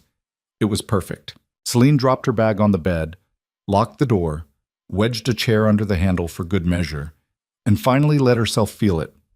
All of it. The grief, the rage, the bone-deep exhaustion of running from the only life she'd ever known. She didn't cry. Tears felt too small for what she was carrying. Instead, she sat on the floor with her back against the door and stared at nothing until dawn light crept through the stained curtains. Then she got up and started building a new life. The first week was mechanical. Find an apartment. Something cheap, month to month, no background check. She found a studio in southeast Portland above a Vietnamese restaurant, 500 square feet of scuffed hardwood, and a kitchenette smaller than most closets. The landlord was an old woman who took cash and didn't care about references. "You running from something?" the woman asked, counting bills with practiced efficiency. "Does it matter?" "Not to me, long as the rent shows up on time." She handed Celine a key. "Lease is in the drawer. Sign it or don't. I don't care much either way." Celine moved in that afternoon. The apartment came furnished, a futon that had seen better decades, a folding table, 2 chairs that didn't match. She bought sheets at a thrift store, a coffee maker, cheap dishes, the bare minimum to qualify as living instead of just existing. Then she started looking for work. Portland had plenty of hospitals, but Celine couldn't risk applying as a nurse. Background checks meant paper trails meant someone potentially tracking her down. She needed something off the books, something that wouldn't ping any databases or raise questions about why a qualified ER nurse was working for cash under a different name. She found a job at a free clinic in East Portland, the kind of place that served people who'd fallen through every other safety net: homeless veterans, undocumented immigrants, addicts cycling through recovery and relapse. The pay was barely minimum wage. The hours were brutal. The director was a burned-out doctor named Marcus Webb, who looked like he hadn't slept since the 90s. "You got medical training?" he asked during the interview, which consisted of him looking up from a patient file long enough to register her presence. "Yes, ER experience, trauma, gunshot wounds, overdoses, pretty much everything." "Can you start today?" "Yes." "You're hired. Don't steal medications and don't ask patients about immigration status. Beyond that, I don't care what you do." He handed her a laminated badge with volunteer printed across it. "Welcome to the circus." The clinic was chaos. Organized chaos, barely, held together by Marcus's grim competence and the dedication of a handful of volunteers who believed healthcare was a right instead of a privilege. Celine threw herself into the work with manic focus. 12-hour days, 14, 16, whatever it took to stay busy, stay useful, stay too exhausted to think about Boston. About Roman, she changed her appearance, cut her hair short, dyed it darker, started wearing glasses even though her vision was fine. Lost weight without trying, her body burning through calories faster than she could replace them. When she looked in the mirror now, she barely recognized herself. Good. The woman she used to be was dead anyway. 6 weeks into her new life, Celine was stitching up a homeless man's infected hand wound when her phone buzzed. The burner Luca had given her. She'd almost thrown it away a dozen times, but kept it charged out of habit. She finished the sutures, gave the man antibiotics and instructions he probably wouldn't follow, then checked the message. "You need to call me. Now. L." Celine's stomach dropped. She hadn't heard from Luca since Boston, hadn't wanted to. The plan was complete separation, total silence. Him reaching out meant something had changed, something bad. She stepped outside the clinic into the parking lot and dialed. Luca picked up on the first ring. "Thank God. I've been trying to reach you for 3 days." "I've been working. What's wrong?" "Everything." "Jesus, Celine, where do I even start?" His voice was tight, stressed in a way that made her pulse spike. "Roman's falling apart. That's not my problem. It is when he's asking questions about you, when he's digging into where you went, when he's making enough noise that people are starting to notice." Celine closed her eyes. "I've been gone for 6 weeks. Why is he—" "Because he found out the truth. About that night. About why his father threatened you." "What are you talking about? His father threatened me because I was a liability." "No, that's what Roman thought too, but it wasn't the real reason." Luca took a shaky breath. "Damien didn't threaten you to protect the Laurent alliance. He threatened you because he was the one who leaked the information about your relationship to Marcus Laurent in the first place." The words didn't make sense. Celine's brain tried to process them and failed. "What?" "Damien set the whole thing up. He knew about you and Roman from the beginning. He let it continue because he was waiting for the right moment to use it. When the Laurents started pushing for a marriage alliance, Damien told Marcus about Roman's affair. Made it seem like he'd just discovered it. Marcus demanded Roman marry Celeste immediately, or the deal was off. Damien got exactly what he wanted. His son married to Laurent, money and power, and you eliminated as a distraction. Roman thinks he was protecting you, but really he was just following a script his father wrote. Celine's legs went weak. She sat down hard on the curb. How do you know this? Because Damien got drunk last week and bragged about it to his inner circle. Called it his finest manipulation. Said Roman's weakness for you was predictable and exploitable. One of the guys there owed me a favor, recorded the whole thing, sent it to Roman anonymously. Why would someone do that? Because there are people in the organization who are tired of Damien's games, who think Roman might actually be different if he wasn't being controlled like a puppet. Luca's voice dropped. Roman listened to that recording and lost his mind. He confronted his father. They had it out in front of everyone. Roman accused Damien of destroying his life. Damien said he was protecting the family legacy. It got ugly, physical. Roman put him in the hospital. Jesus. It gets worse. The Laurents found out Roman hit his own father over you. Celeste's family is furious. They're threatening to dissolve the alliance, start a war, burn everything down. Roman doesn't care. He told them he never wanted the marriage in the first place. Told Celeste he's filing for annulment. He's ready to walk away from the whole empire. Celine's heart was pounding so hard she could feel it in her throat. Why are you telling me this? Because he's looking for you. He's hired people, private investigators. He's checking hospitals, clinics, anywhere you might have gone. He's desperate to find you, to apologize, to beg you to give him another chance. No. Celine, I said no. I don't care what his reasons were. I don't care that his father manipulated him. He still made his choice. He still chose the easy path instead of fighting for what he actually wanted. He's fighting now. He's burning his entire life down to prove he was wrong. Good for him. He can burn alone. She stood up, paced the parking lot. You need to stop calling me. Delete this number. Forget you know where I am. I don't know where you are. But Celine, listen to me. Roman isn't going to stop looking. And if he finds you, if he shows up here asking for another chance, you need to decide right now how you're going to handle it. Because that recording changed everything. He thought he was saving you. Turns out he was just being used. That doesn't change what he did. Doesn't it? If someone manipulated you into thinking the only way to save the person you loved was to destroy them, wouldn't you do it? The question hit harder than Celine wanted to admit. She thought about the safe house, about watching Roman marry Celeste, about the text message telling her to disappear. He'd thought he was protecting her, thought breaking her heart was mercy. He'd been wrong, but he'd believed it. I need to go, she said. Celine, wait. She hung up, stood in the parking lot breathing hard, trying to process what she'd just learned. Damien had orchestrated everything, had used Roman's love for her as a weapon, had manipulated his own son into sacrificing his happiness to preserve an empire Roman had never wanted in the first place. It was monstrous, calculated, evil in its precision, and it didn't change anything, because even if Roman had been manipulated, he'd still folded, still believed the lies, still chosen fear over faith. A stronger man would have questioned the threats, would have found another way, would have trusted her enough to fight beside him instead of making decisions for her. Roman had loved her. She didn't doubt that anymore. But his love had been weak, conditional, the kind that withered the moment it got tested. Celine deleted Luca's number, threw the burner phone in a dumpster, went back inside the clinic and lost herself in work. For 3 weeks, everything was fine. Then one Tuesday afternoon, a woman walked into the clinic asking for her. Celine was in the exam room treating a kid with strep throat when Marcus knocked on the door. Someone here to see you, says it's urgent.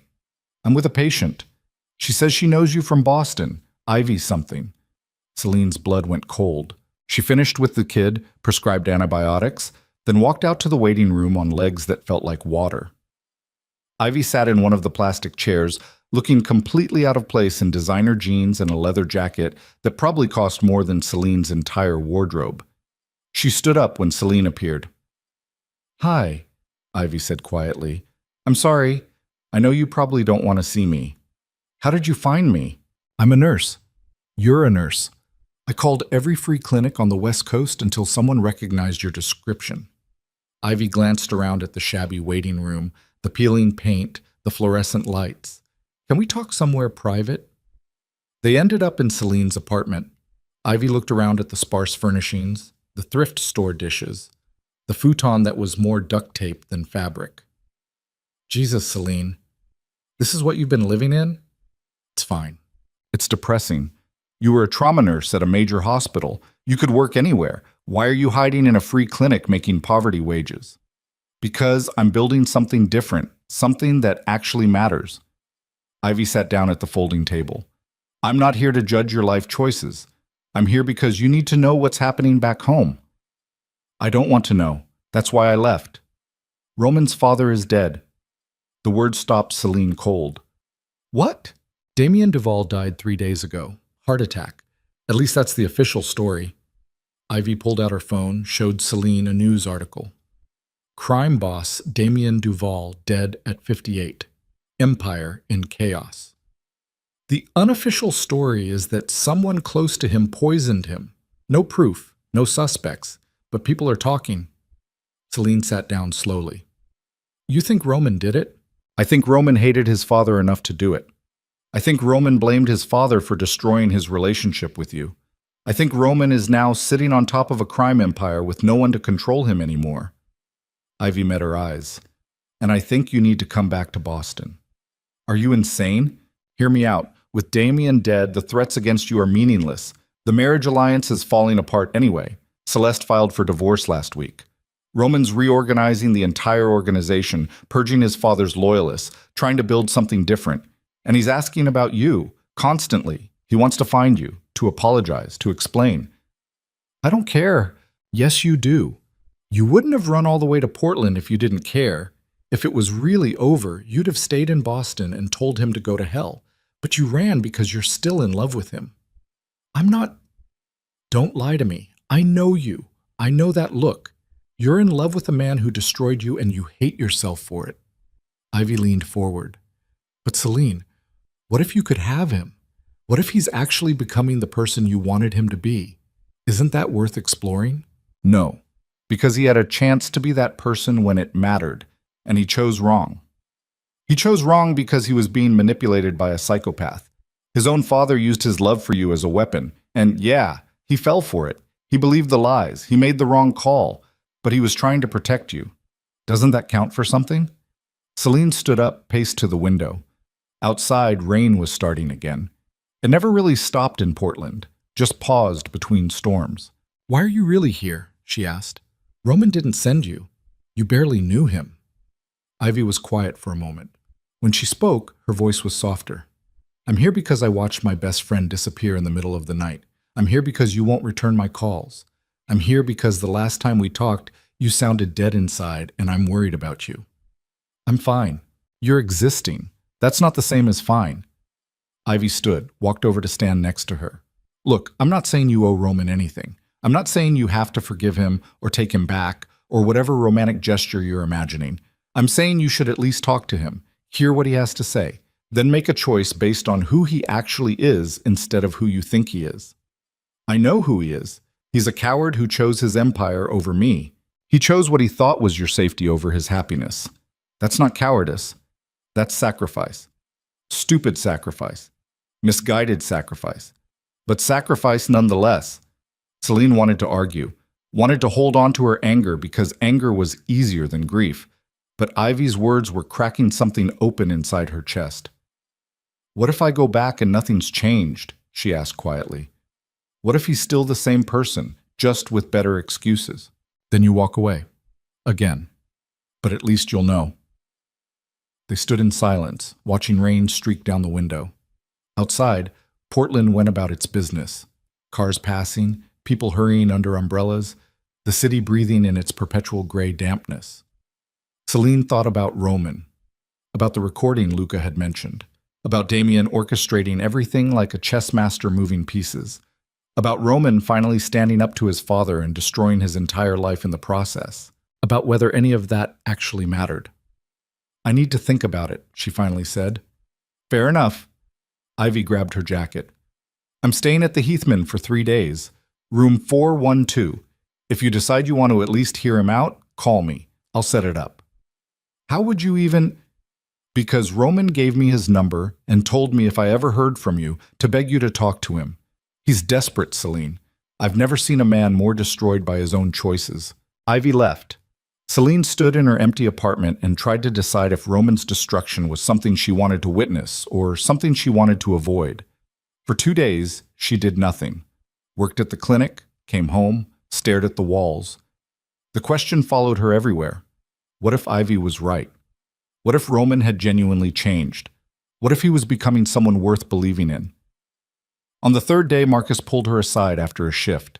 "You've got someone asking questions about you," he said. "Guy came by yesterday, well-dressed, professional, showed me a photo, asked if I knew you." Celine's stomach dropped. "What did you tell him?" "Nothing.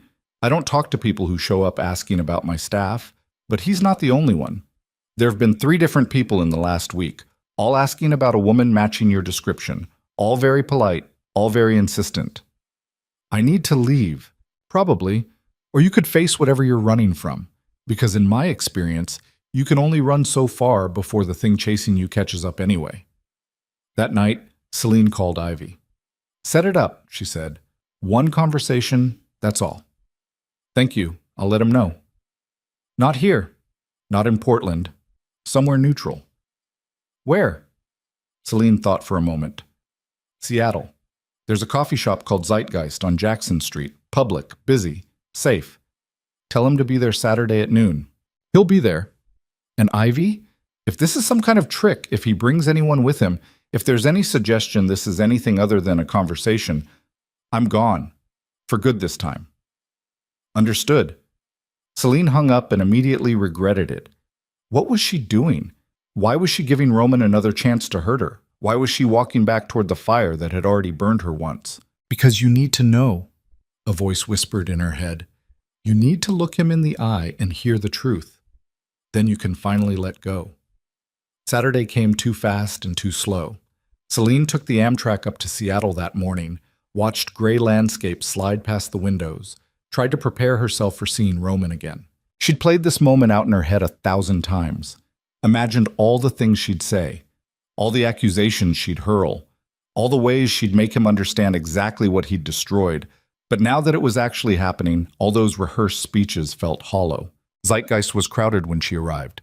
Students on laptops, artists sketching, the usual Seattle coffee shop ecosystem. Celine ordered tea she didn't want and found a table in the back corner where she could watch the door. Roman walked in at 11:58. He looked terrible. The polished crime hair was gone, replaced by someone who'd forgotten how to sleep. His hair was longer, uncombed. His clothes were expensive but wrinkled. His face was gaunt, shadows carved deep beneath his eyes. He moved like someone who'd taken a beating and was still feeling it. He spotted her and stopped. For 5 seconds, they just stared at each other across the crowded coffee shop. Then he walked over slowly, like approaching something that might bolt. "Hi," he said. "Sit down." He sat. Didn't order anything. Just folded his hands on the table and looked at her with eyes that held so much pain Celine almost felt sorry for him. Almost. "Thank you for agreeing to meet me," Roman said quietly. "I wasn't sure you would." "I wasn't sure I would either, but apparently I'm a masochist." A ghost of a smile. "I deserve that." "You deserve a lot worse than that." "I know." They sat in silence. Around them, normal people lived normal lives. Ordered coffee, complained about work, made plans for the weekend. Everything Celine had once wanted and thought she'd found with Roman before discovering it was all built on sand. "I heard about your father," she finally said. Roman's jaw tightened. "I didn't kill him." "I didn't ask. Everyone's asking. The police, the Laurents, the FBI. Everyone thinks I poisoned him, but I didn't."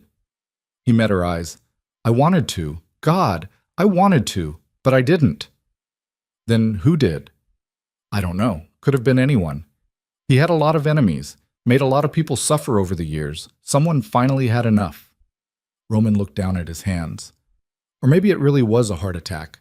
Maybe the universe decided he'd caused enough damage. Poetic. Not really. Just final. He took a breath. Did Ivy tell you about the recording? She mentioned it. I need you to understand something.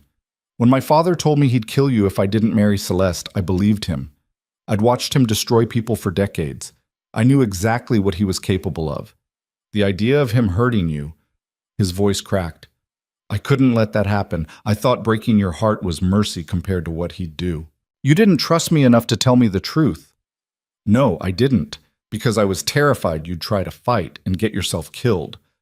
I thought making the choice for you was protecting you. Roman's hands clenched into fists. I was wrong. About everything. I should have told you, should have fought with you instead of for you, should have trusted that you were strong enough to handle the truth. Yes, you should have. I know. And I'm sorry. I'm so goddamn sorry, Celine. I destroyed the best thing that ever happened to me because I was too afraid to believe it could survive. Celine studied his face. The exhaustion, the regret, the naked vulnerability of someone who'd been stripped down to nothing and was still standing. What do you want from me? She asked. Another chance. I know I don't deserve it. I know I already burned that bridge. But I'm asking anyway. To do what? Date you while you run a criminal empire? Pretend the last few months didn't happen? Go back to sneaking around and hoping your next disaster doesn't kill me? No.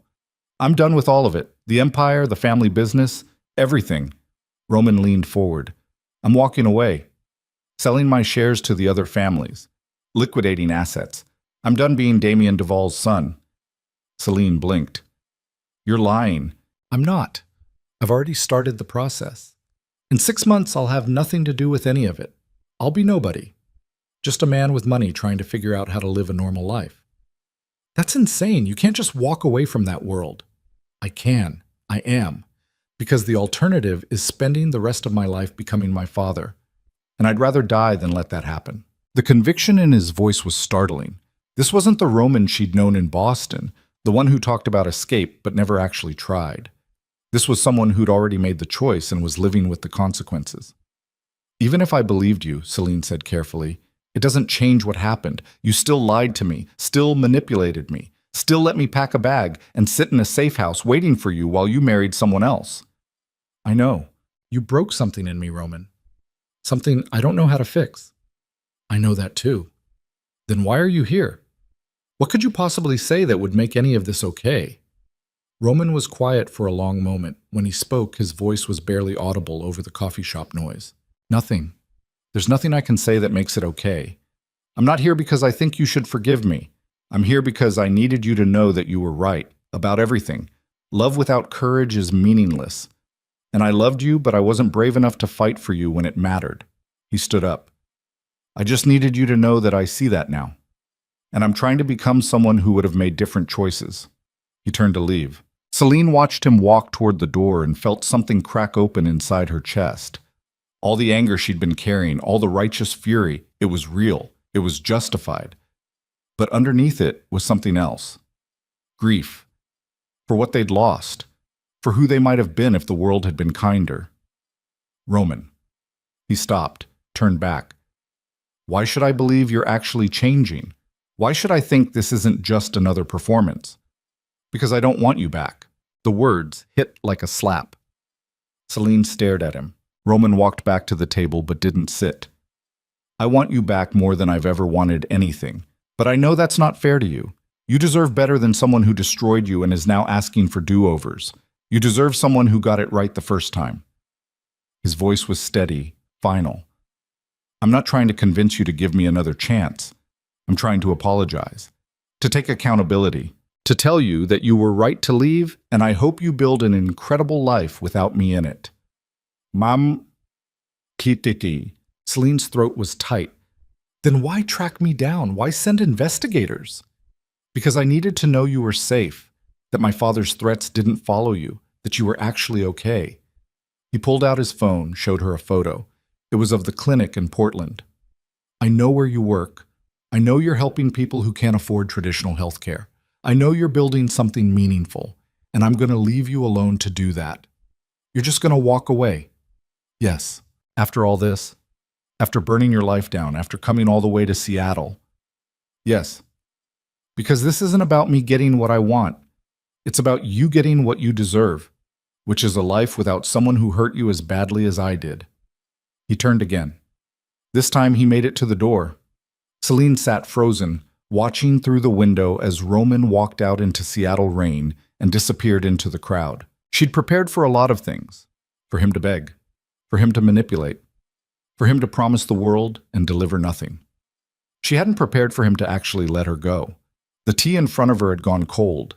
Around her, people kept living their lives, oblivious to the fact that Celine's entire understanding of the last few months had just been upended. Roman wasn't trying to win her back.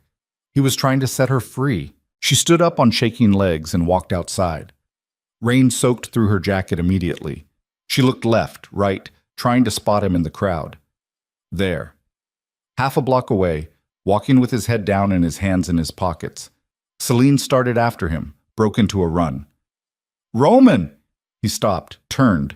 She caught up to him, breathing hard, rain streaming down her face. You're just leaving? She demanded. You're not even going to fight? I told you. I heard what you said, that I deserve better, that you're letting me go. But what if I don't want to be let go? What if I want you to actually fight for me? Roman stared at her, rain plastering his hair to his forehead. Are you saying? I'm saying I don't know. I'm saying I'm furious at you.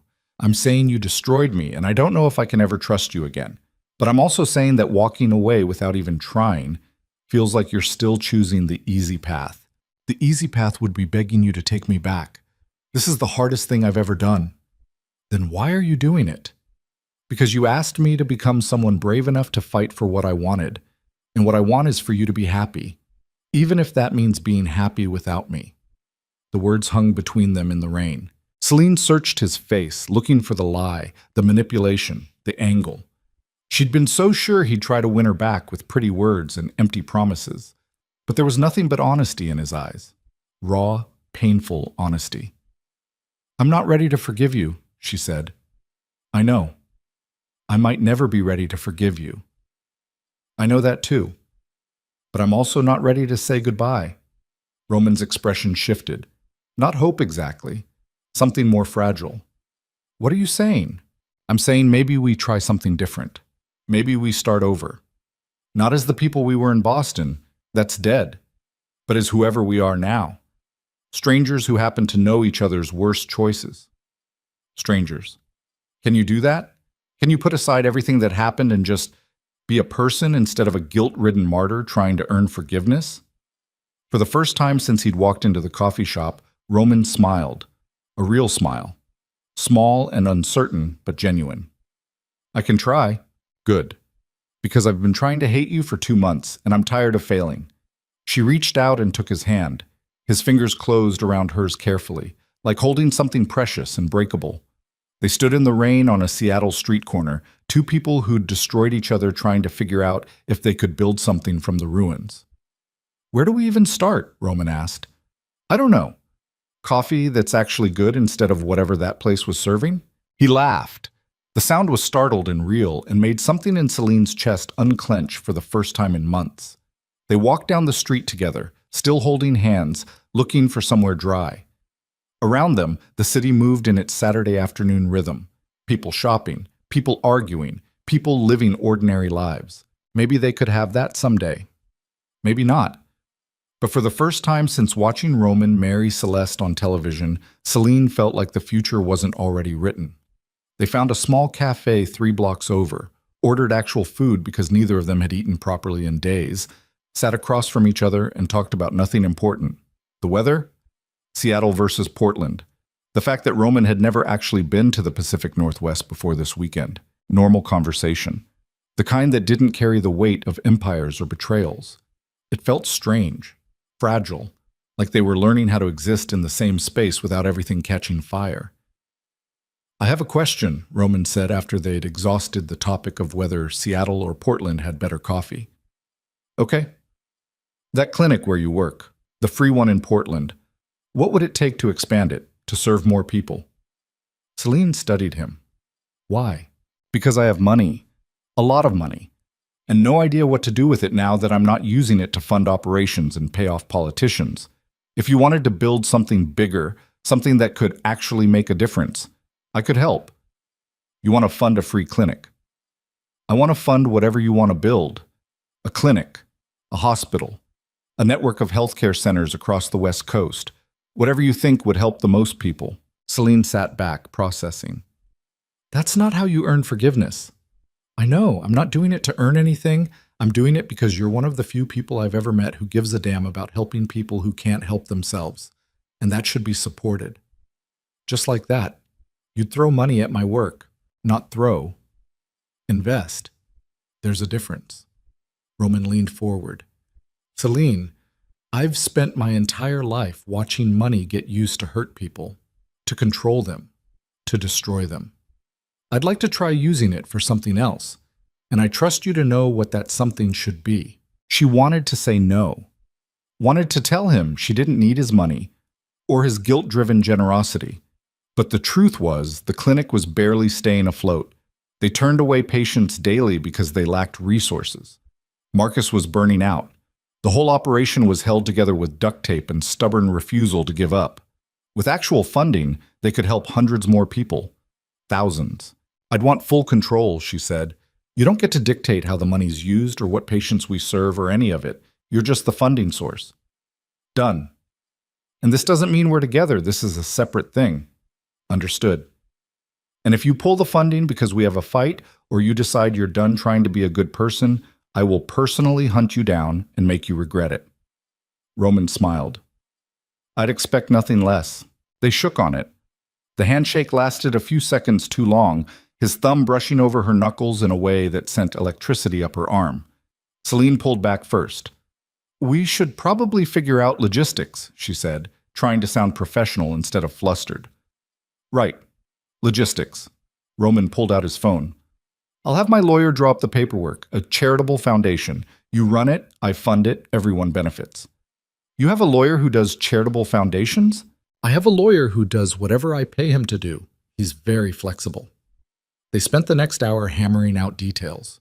How much money? What timeline? What kind of oversight Celine would accept? It was the most normal, functional conversation they'd ever had. No life or death stakes, no hidden agendas. Just two people trying to solve a problem together. When they finally left the cafe, it was getting dark. The rain had stopped, but the streets were still wet, reflecting streetlights in fractured patterns. I should get back to Portland, Celine said. I have a shift tomorrow. Right. Of course. Roman looked like he wanted to say something else, but was stopping himself. What? Can I see you again? Not for business, just to see you. Celine considered. Every rational part of her brain screamed that this was a mistake, that she was walking back towards someone who'd already proven he'd choose wrong when tested, that forgiveness was one thing, but trust was something else entirely. But standing there in post-rain Seattle with Roman looking at her like she was the only thing in the world that mattered, Celine found herself wanting to say yes. Maybe, she said. Call me next week. We'll see. I'll take it. He walked her to the train station. They stood on the platform watching departure times cycle through the digital display. Thank you, Roman said quietly, for giving me a chance to at least explain. I know it doesn't fix anything, but it means everything anyway. Don't thank me yet. I'm still furious at you. As you should be. The train pulled in. Celine grabbed her bag, started toward the doors, then impulsively turned back. She kissed him, quick and hard and over before either of them could think about it. That doesn't mean anything, she said, except maybe goodbye, or hello, I don't know which. Roman stood frozen, fingers touching his lips like he couldn't quite believe it had happened. Celine boarded the train and found a seat by the window. As the train pulled out of the station, she watched Roman standing on the platform, still staring after her with an expression that looked like hope and heartbreak in equal measure. She leaned her head against the cold glass and tried to figure out what the hell she'd just done. Made a mistake, probably. Opened a door that should have stayed closed, given a second chance to someone who'd already wasted the first one. But as the train carried her south through the darkness toward Portland, Celine found herself thinking about what Marcus had said. You can only run so far before the thing chasing you catches up. Maybe she was tired of running. Maybe it was time to stand still and see what happened next. Even if what happened next was painful. Even if trusting Roman again turned out to be the stupidest decision she'd ever made. At least she'd know. At least she wouldn't spend the rest of her life wondering what if. The train rattled through the night. Celine closed her eyes and let herself imagine, just for a moment, what it might look like if Roman actually became the person he claimed he wanted to be. If he actually walked away from his empire. If he actually used his money to help instead of hurt. If he actually proved that people could change. It seemed impossible. A fairy tale. The kind of thing that didn't happen in real life, where crime lords' sons didn't suddenly develop consciences and broken relationships didn't get second chances. But then again, 3 months ago, Celine would have said it was impossible for an ER nurse to fall in love with a man who got shot for a living. And look how that turned out. She opened her eyes and stared out at the darkness rushing past, wondering if she was about to make the best decision of her life or walk straight into a second heartbreak that would finish what the first one started. Only one way to find out. The foundation paperwork arrived 6 days later via courier. Celine was at the clinic treating a teenager's infected piercing when Marcus walked in holding a thick manila envelope with a law firm's embossed logo across the front. "This just came for you," he said, eyebrows raised. "From Berkshire Legal Group. That's expensive representation. What did you do, win the lottery?" Celine's hand stilled on the antiseptic swab. "Something like that." She finished with the patient, gave instructions about keeping the site clean, then took the envelope to the tiny office that doubled as a supply closet. Inside were contracts, incorporation documents, and a letter from Roman's attorney outlining the structure of the Hartwell Community Healthcare Foundation. Initial funding, $2 million. Projected annual budget, $500,000. Full operational control vested in Celine Vale, founder and executive director. At the bottom, a handwritten note in Roman's precise script. No strings, no conditions. Just build something that matters. Celine sat in the cramped office staring at papers that represented more money than she'd see in a lifetime of nursing. Money that could change everything. Expand the clinic, hire actual staff, provide medications they currently had to ration, serve everyone who walked through the door instead of turning people away. Blood money, a voice whispered in her head. Crime empire money. Money built on suffering. But another voice, quieter, more pragmatic, countered. Money that could ease suffering now. Money that could save lives regardless of where it came from. She signed the papers. That night Roman called. "Did you get the documents?" "Yeah, it's too much." "It's a starting point. If you need more to really scale up, let me know." Celine leaned against her apartment window, watching rain fall on southeast Portland. "I'm not comfortable with this." "With the foundation?" "With you buying your way back into my life." Roman was quiet for a moment. "That's not what I'm doing. The foundation exists whether we talk again or not. You could hang up right now and never speak to me again and the money would still be there." "Then why are you calling?" "Because I wanted to hear your voice. Because I spent 2 hours in meetings today with lawyers and accountants and people managing my father's estate, and all I could think about was how you looked in Seattle, how you kissed me before getting on the train."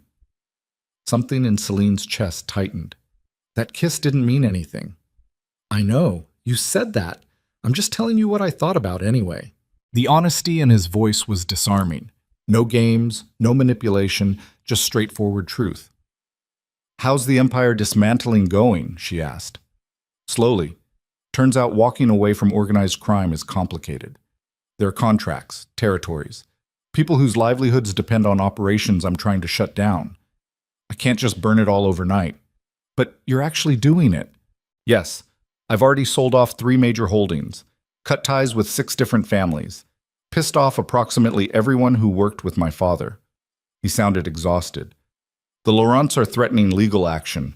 My father's old associates think I'm weak, and someone tried to run me off the road last week." Celine straightened. "What?"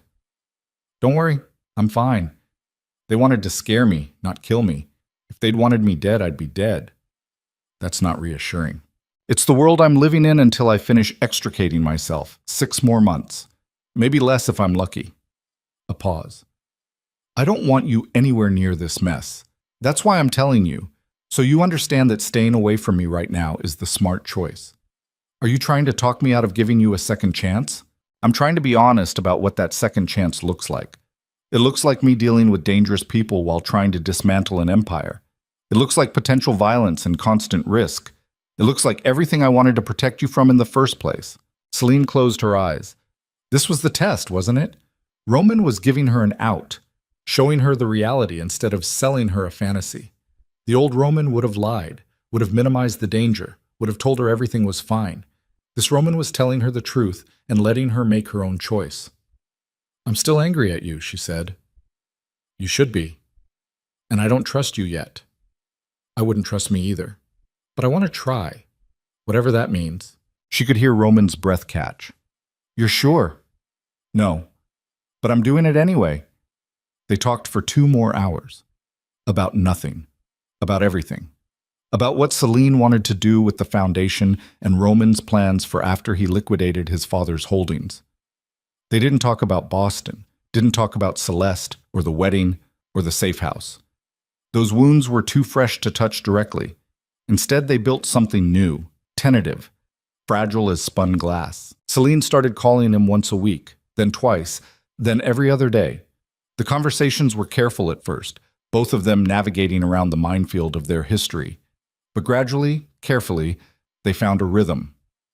Roman told her about the business of leaving the criminal underworld, the negotiations, the threats, the constant tension of trying to extract himself from a life that didn't let people go easily. Celine told him about the clinic expansion, about hiring 2 new nurses and a part-time doctor, about the patients whose lives were changing because they finally had access to consistent health care.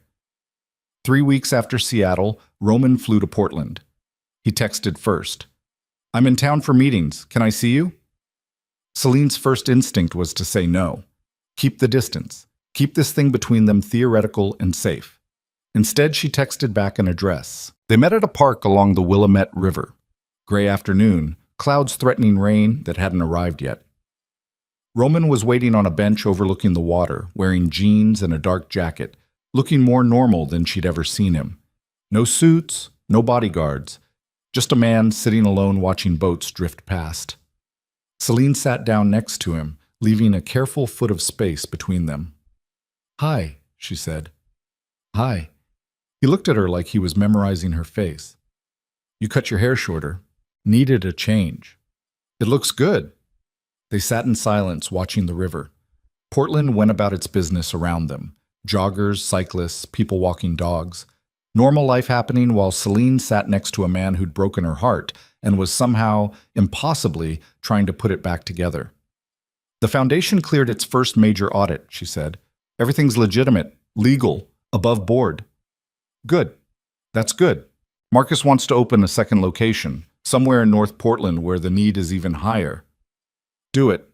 I'll adjust the funding." "Just like that." "Just like that." Roman turned to look at her. "Celine, I meant what I said. The money isn't leverage. It's not a bargaining chip. Use it however you think will help the most people." She studied his face, looking for the angle, the hidden agenda, found nothing but sincerity. "Why are you really here?" she asked. "Because I missed you. Because phone calls aren't enough. Because I'm trying to figure out if we can actually salvage this, or if I should accept that I destroyed something irreparable. And what do you think? I think you're sitting here instead of walking away. So maybe there's hope." Celine's throat was tight.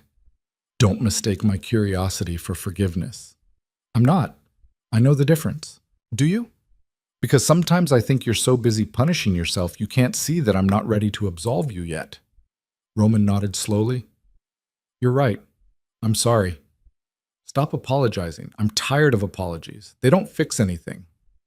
"Then what do you want from me?" Good question. What did she want? For him to suffer? He was already suffering. For him to prove he'd changed? He was actively dismantling his entire life to prove exactly that. For the past to be different? Impossible. "Time," she finally said. "I want time to figure out if the person you're becoming is someone I can actually trust. Not just in theory, in practice." "How much time?" "However long it takes. Weeks, months, maybe years. Can you do that? Can you be patient while I figure this out?" "Yes." The certainty in his voice startled her. "Just like that? No argument?" "Celine, I spent 6 months lying to you and then destroyed us in one night. If you need years to trust me again, that's still less time than I deserve to be shut out." Roman shifted to face her fully. "I'll take whatever you're willing to give. Phone calls, occasional visits, emails every 6 months, whatever lets you feel safe. She wanted to believe him, wanted to think he'd actually become someone different. But trust had to be earned, not declared. I'm going to test you, she said. Push boundaries. See if you revert to type when things get hard. I know. And when that happens, I might walk away for good. I know that too. Then why are you here? Because giving up would be easier, and I'm done taking the easy path. Celine felt something crack open in her chest. Not forgiveness? Not yet. But maybe the beginning of it. The first hairline fracture in the wall she'd built. She reached over and took his hand. Roman looked down at their joined hands like he'd been given something precious and breakable. They sat like that for 20 minutes, not talking, just existing in the same space without everything catching fire. When Celine finally stood to leave, Roman walked her to her car. When can I see you again? He asked. I don't know. I'll call you. Okay. She got in her car, started the engine. Roman stood in the parking lot, watching her with an expression that held so much longing it physically hurt to look at. Celine drove away without looking back. For 2 weeks, everything was fine. The clinic expanded. Roman stayed in contact but kept his distance. They talked on the phone, carefully building something that resembled friendship, with the ghost of their old relationship haunting every conversation. Then Marcus pulled Celine aside during a shift. Someone's been asking about the foundation, he said quietly. Where the money came from, who's funding it? Celine's stomach dropped. Who's asking? FBI. They came by yesterday, very polite, very interested in our sudden influx of resources. What did you tell them? The truth? That we received funding from a legitimate charitable foundation. Showed them the paperwork. They seemed satisfied, but Marcus hesitated. They asked specifically about you, about where you came from, about your connection to Roman Duval. The room tilted. They said his name? Yeah, asked if you'd ever had contact with the Duval organization. I told them you were just a nurse, that I didn't know anything about your personal life. But Celine, if the FBI is connecting you to Roman, that's not good.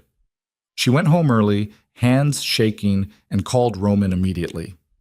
The FBI came to the clinic, she said as soon as he picked up. They're asking about you, about us, about the foundation. Silence. Then, fuck.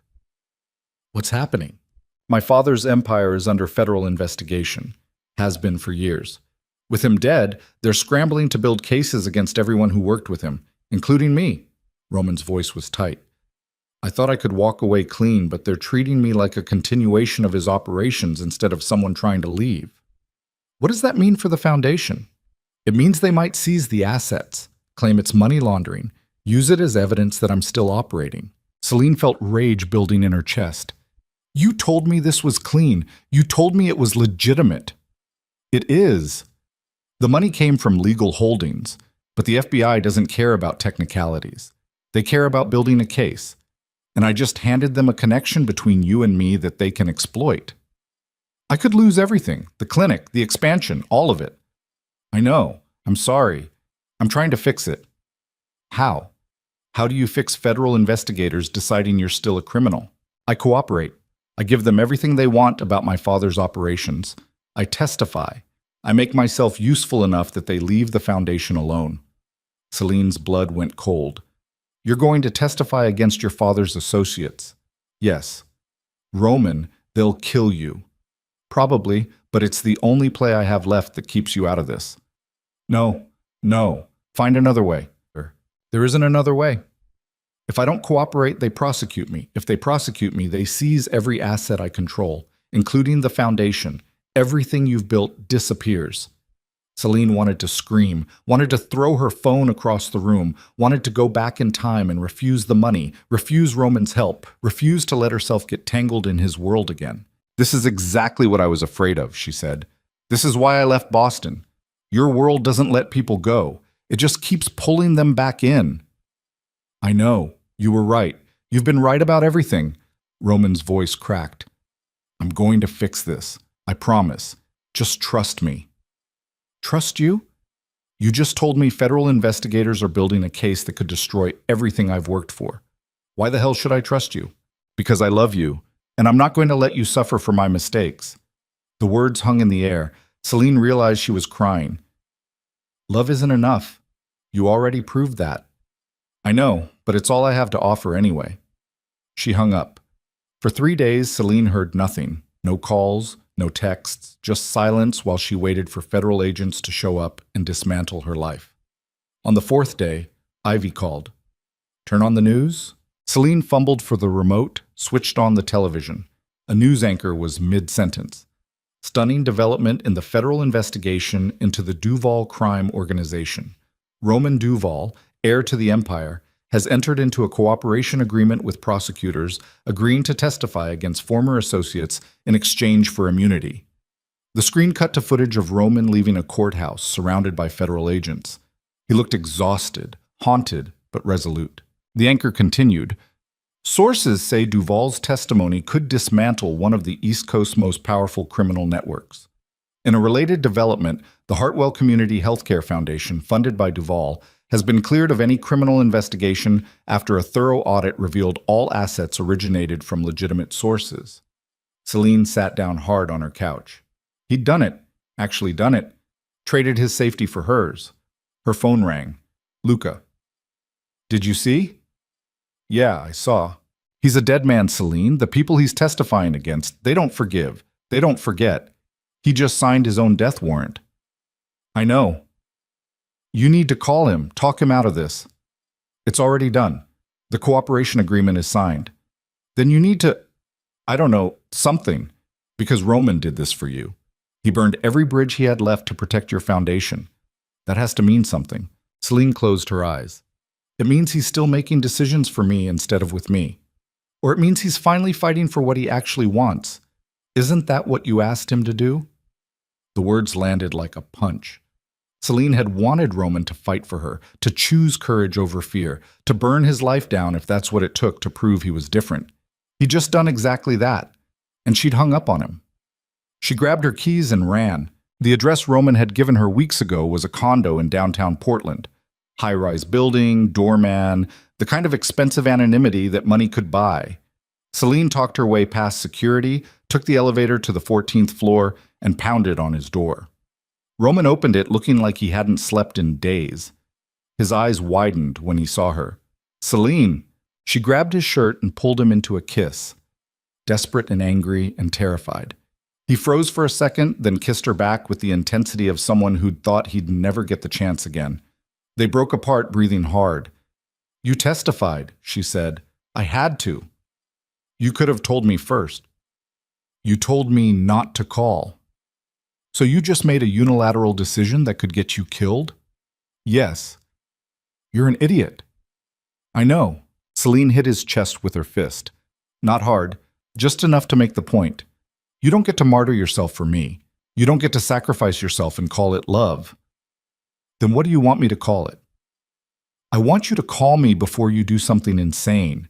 I want you to let me make choices about my own life. I want you to stop deciding what's best for me and actually ask what I think. Roman caught her wrist gently. You're right. I should have called. Should have discussed it. But Celine, I couldn't let them destroy what you built. I couldn't let my past poison your future. Again. So instead you painted a target on your back. Yes. And when they come for you? When someone decides testifying against the organization means you need to die? What then? Then at least you'll be safe. The foundation will be safe. You can keep helping people without my history dragging you down. Celine felt tears burning in her eyes. You think I want that? You think I want to build something meaningful while knowing you died to make it possible? Better than the alternative. Which is what? You losing everything because you made the mistake of loving me. The raw honesty in his voice broke something in Celine. All the anger, all the resentment, all the careful distance she'd been maintaining, it crumbled. I hate you, she whispered. I know. I hate that you did this. I hate that you're right. I hate that I still love you even after everything. Roman pulled her close, held her while she cried against his chest. I'm sorry. I'm so sorry for all of it. Stop apologizing and tell me what happens now. Do you have protection? Are the feds keeping you safe? For now, there's a safe house, marshals, standard witness protection protocols until the trials are over. How long? 6 months, maybe a year. Depends on how many cases go to court. And after that? After that, I disappear. New identity. New life. Somewhere far from Boston and Portland and anyone connected to my father's world. Celine pulled back to look at him. Alone? Roman's jaw tightened. I can't ask you to come with me. That's not fair. I didn't ask if you were asking. I asked if you were planning to disappear alone. Celine, answer the question. He searched her face. I don't know. I haven't thought past surviving the next 6 months. Then think about it now. If you make it through this, if you actually testify and survive and get to start over somewhere new, do you want me there? More than anything. Then ask me. I can't. You deserve better than, Roman, ask me. He took a shaky breath. Come with me. When this is over. Start over somewhere no one knows us. Build a life that's actually ours instead of something we're stealing between disasters. Celine should have said no. Should have protected herself. Should have recognized this as the same pattern that had destroyed them before.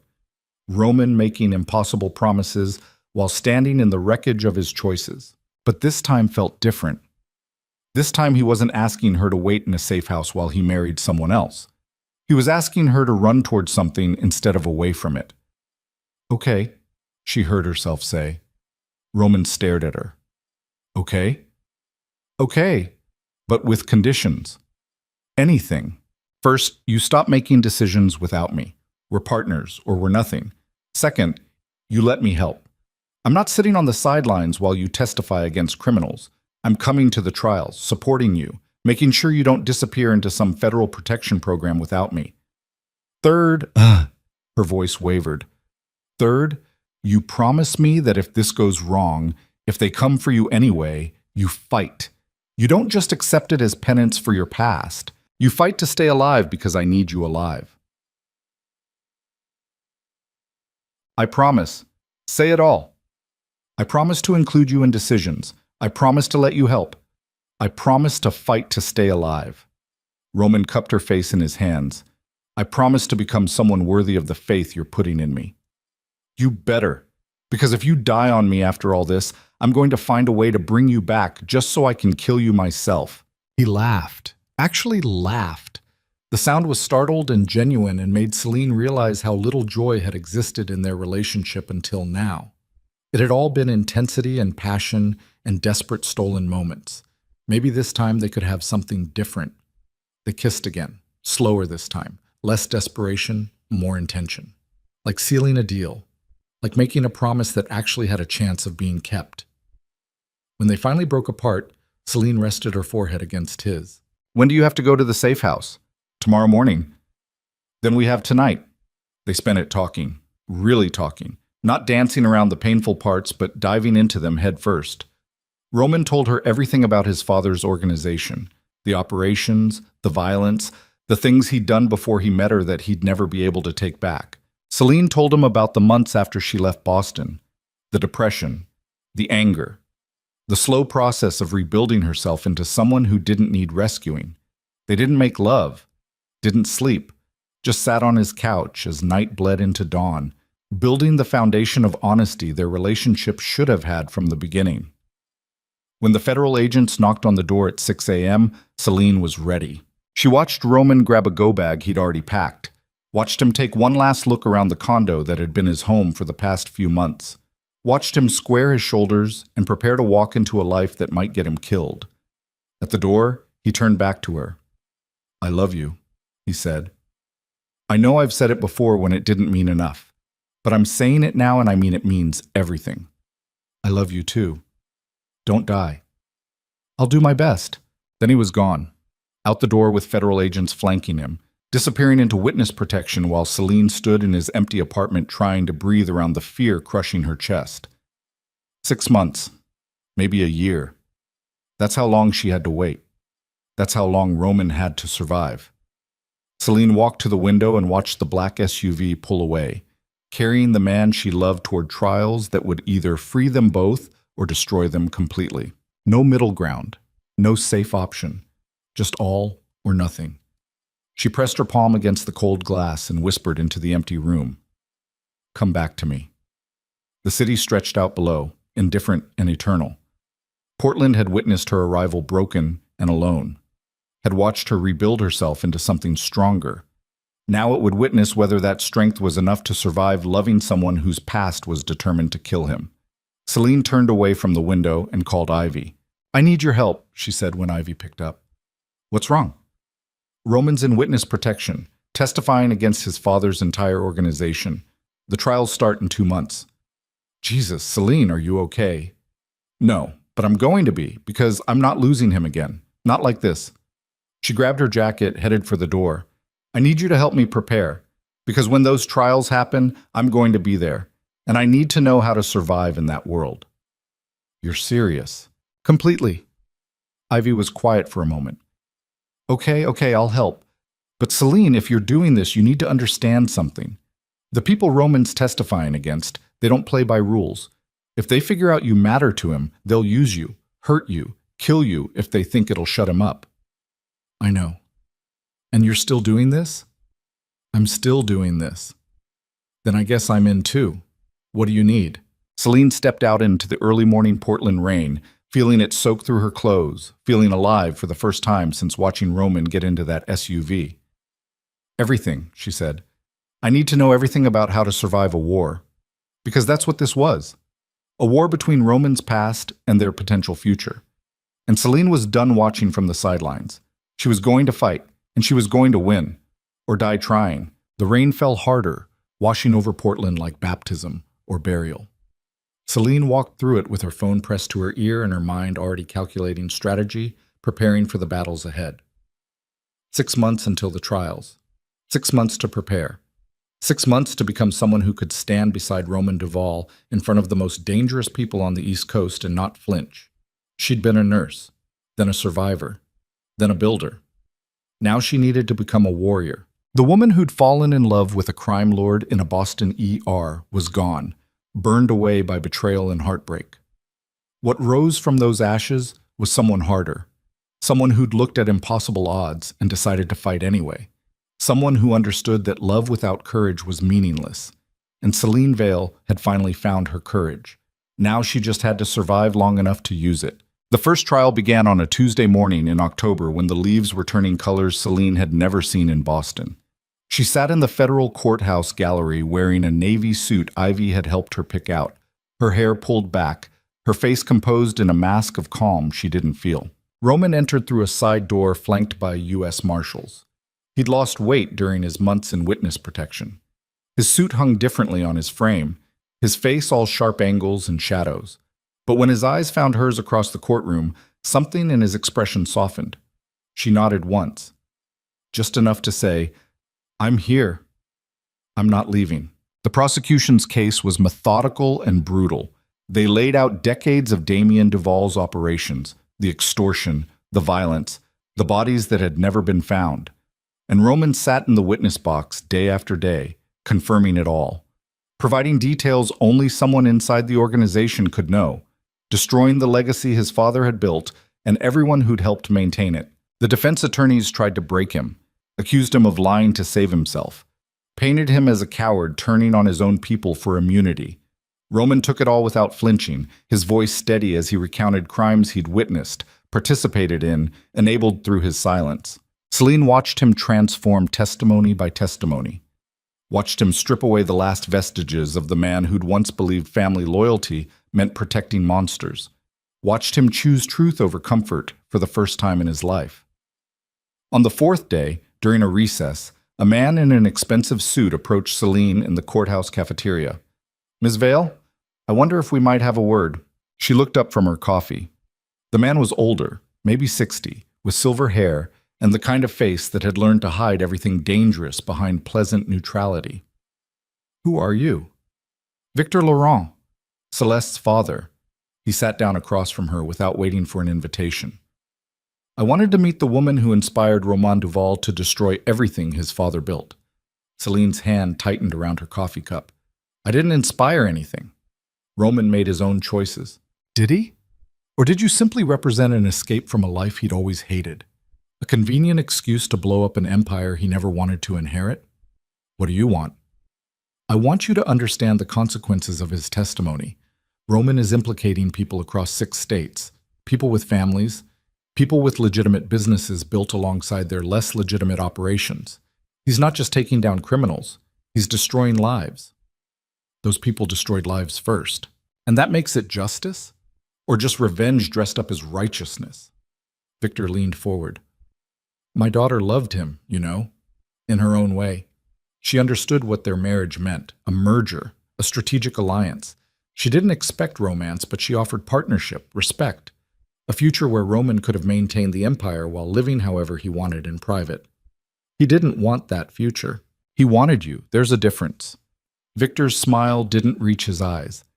And now he's burning everything down for the possibility of a life with a woman who might not even survive what comes next. Is that a threat? It's an observation. The people Roman's testifying against have long memories and resources you can't imagine. You think federal protection lasts forever? You think they'll stop looking for him? For you? Celine met his eyes without blinking. Let them look. Brave words. But bravery doesn't stop bullets. It doesn't prevent car accidents. It doesn't save you when someone decides you're more valuable as leverage than as a person. If you're trying to scare me into leaving, you're wasting your time. I'm not trying to scare you. I'm trying to save you. Walk away now. Let Roman finish this alone. Disappear back to your clinic in Portland and build your safe little life. Because if you stay, you become a target. And eventually, someone will use you to get to him. He'd never cooperate?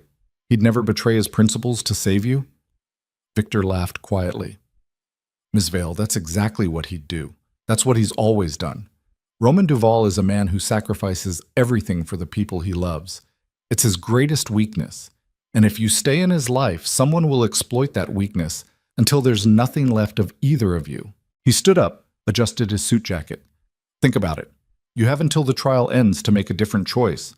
After that, the invitations to walk away peacefully expire. Victor left.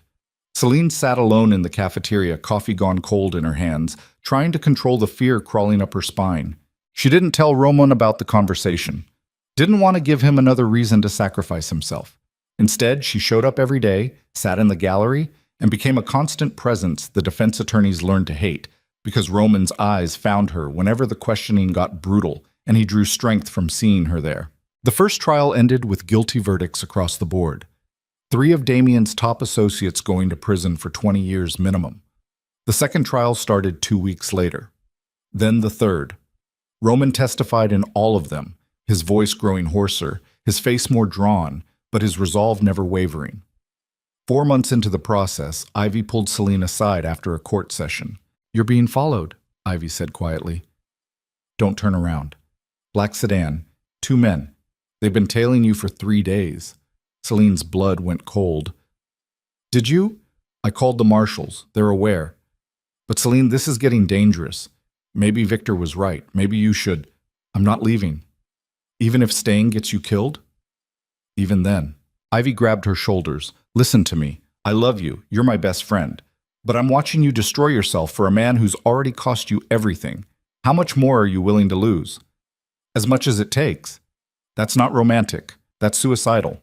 Maybe. But it's my choice. Mine. Not Roman's. Not Victor Laurent's. Not anyone else's. Celine pulled free gently. I spent 6 months in Portland building a life that mattered. And it did matter. It still matters. But it wasn't complete. Because I was running instead of fighting. I'm done running. The surveillance continued. Celine reported it. The marshals investigated. Nothing came of it except the constant awareness of being watched, being assessed, being marked as a potential weakness in Roman's armor. She started varying her routes, checking for tails, sleeping with her phone next to the bed, and pepper spray in her bag. Living like prey while trying to maintain the appearance of someone unfazed by danger. It was exhausting. 6 months after the trials began, Roman was finally released from the safe house. The major cases were concluded. Guilty verdicts across the board. Dozens of arrests. The dismantling of one of the East Coast's most powerful criminal networks.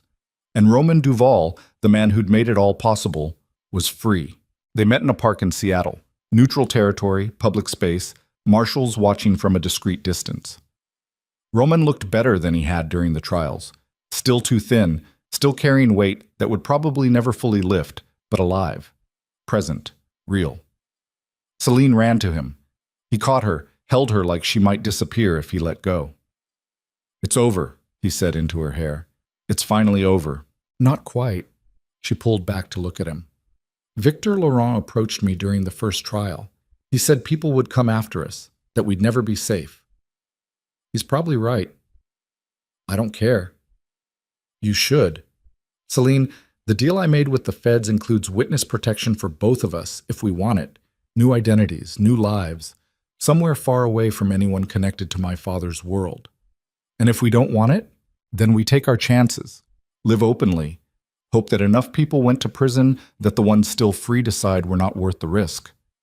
Roman cupped her face in his hands. "I'm not making this decision for you. I'm asking what you want."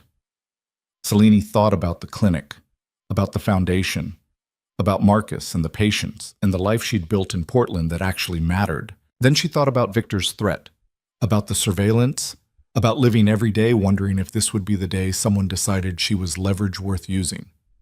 "What do you want?" she asked. "I want to wake up next to you without wondering if someone's going to try to kill us. I want to build something normal, boring, safe.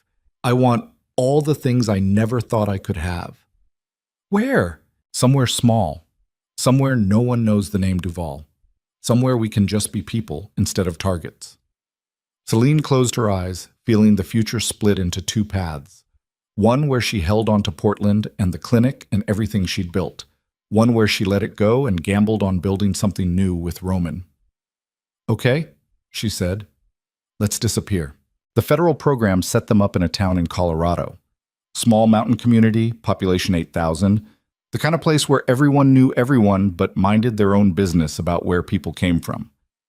Roman became Ryan Miller. Celine became Sarah Miller. They had wedding rings and a cover story about moving from the Midwest for his health. No one asked too many questions. They rented a small house on the edge of town with views of mountains that turned purple at sunset. Roman got a job doing carpentry, something he'd learned from his grandfather before Damien had pulled him into the family business. Celine started working at the local community health center, her nursing skills needed immediately in a town that had more need than resources. For 3 months, they lived like normal people, woke up together, made breakfast, went to work, came home, cooked dinner, watched television, made love without the weight of empires and betrayals crushing them. It was the most ordinary life Celine had ever lived. It was perfect. Then one Tuesday afternoon in March, a man walked into the health center asking for Sarah Miller. Celine looked up from charting and felt her blood turn to ice. The man was young, maybe 30, with a professional haircut and a pleasant smile that didn't reach his eyes. He looked like a lawyer, or an accountant, or any of a dozen harmless professions, but Celine recognized a predator when she saw one. "I'm Sarah," she said carefully. "What can I do for you?" "I have a message from an old friend. He wanted me to tell you that he knows where you are, and he knows about your husband's new name, and he wanted you to know that he's willing to forget all of it for the right price." "I don't know what you're talking about." "Of course you don't, but Ryan will. Tell him Victor Laurent sends his regards, and tell him he has 1 week to decide if he wants to pay for his peace or if he'd rather we handle this the old-fashioned way." The man left. Celine stood frozen in the clinic, hands shaking, trying to process what had just happened. They'd been found. After 6 months of careful living, of new identities and federal protection, Victor Laurent had found them anyway. She called Roman. He came immediately, walked into the health center looking calm, but she could see the tension in his shoulders. "Tell me exactly what he said." Celine repeated the conversation word for word. Roman's jaw tightened. "How much does he want?" "He didn't say, just that you'd know the price." Roman pulled out his phone, stepped outside. Celine watched through the window as he made a call, his face unreadable. When he came back inside, he looked 10 years older. "Victor wants $2 million, payment for his silence and guarantee that he'll keep our location quiet from everyone else looking." "That's extortion." "That's survival. I pay him or we run again. New town, new names, new lives, until someone else finds us and we do it all over." "We can't live like that." "I know." Roman sat down heavily in one of the waiting room chairs. "I thought testifying would be enough. I thought destroying the organization would mean we could finally be free. But Victor's right. There's always someone left. Always someone who wants revenge or money or just to hurt people because that's all they know how to do. Celine sat down next to him. So what do we do? I don't know. I can pay him. I still have money from the liquidation. 2 million won't bankrupt us. But it sets a precedent, and once people know we'll pay, they'll keep coming back. Then we don't pay. Then he tells people where we are. And someone who wants me dead more than they want money will come finish what the trials started. They sat in silence, the afternoon sunlight streaming through the windows, illuminating the impossible situation they'd landed in. What if we go to the marshals? Celine asked. Tell them we've been found, get relocated again. They'll move us, but they can't guarantee it won't happen again. Victor found us once. He'll find us again, and eventually we'll run out of places to hide. So we're trapped. We can pay forever, or run forever, or die. Yeah, those are the options. Celine felt something inside her shift. All this time she'd thought surviving meant escaping, thought safety meant distance. But sitting in a health center in Colorado, while someone demanded payment for the privilege of being left alone, she realized the truth. There was no escaping Roman's past. It would follow them forever. Not because they deserved it, but because that's how that world worked. Once you were in, you were in. Even testifying, even cooperating, even destroying the entire organization didn't buy you freedom. It just bought you time. I'm tired, Celine said quietly. I'm tired of running. I'm tired of hiding. I'm tired of being afraid. So am I. Then let's stop. Roman looked at her. What are you saying? I'm saying we pay Victor. We pay him and we stay here and we build our life anyway. And if someone else comes looking, we deal with it then. But I'm not running anymore. I'm not giving up this place, this life, this version of us, just because someone found us. We earned this. We fought for it. I'm not surrendering it without a fight. You're talking about living with a target on your back. I've had a target on my back since the night I stitched you up in Boston. At least now I'm choosing to keep it there instead of having it forced on me. Roman studied her face, looking for doubt, for fear. Celine looked back steadily.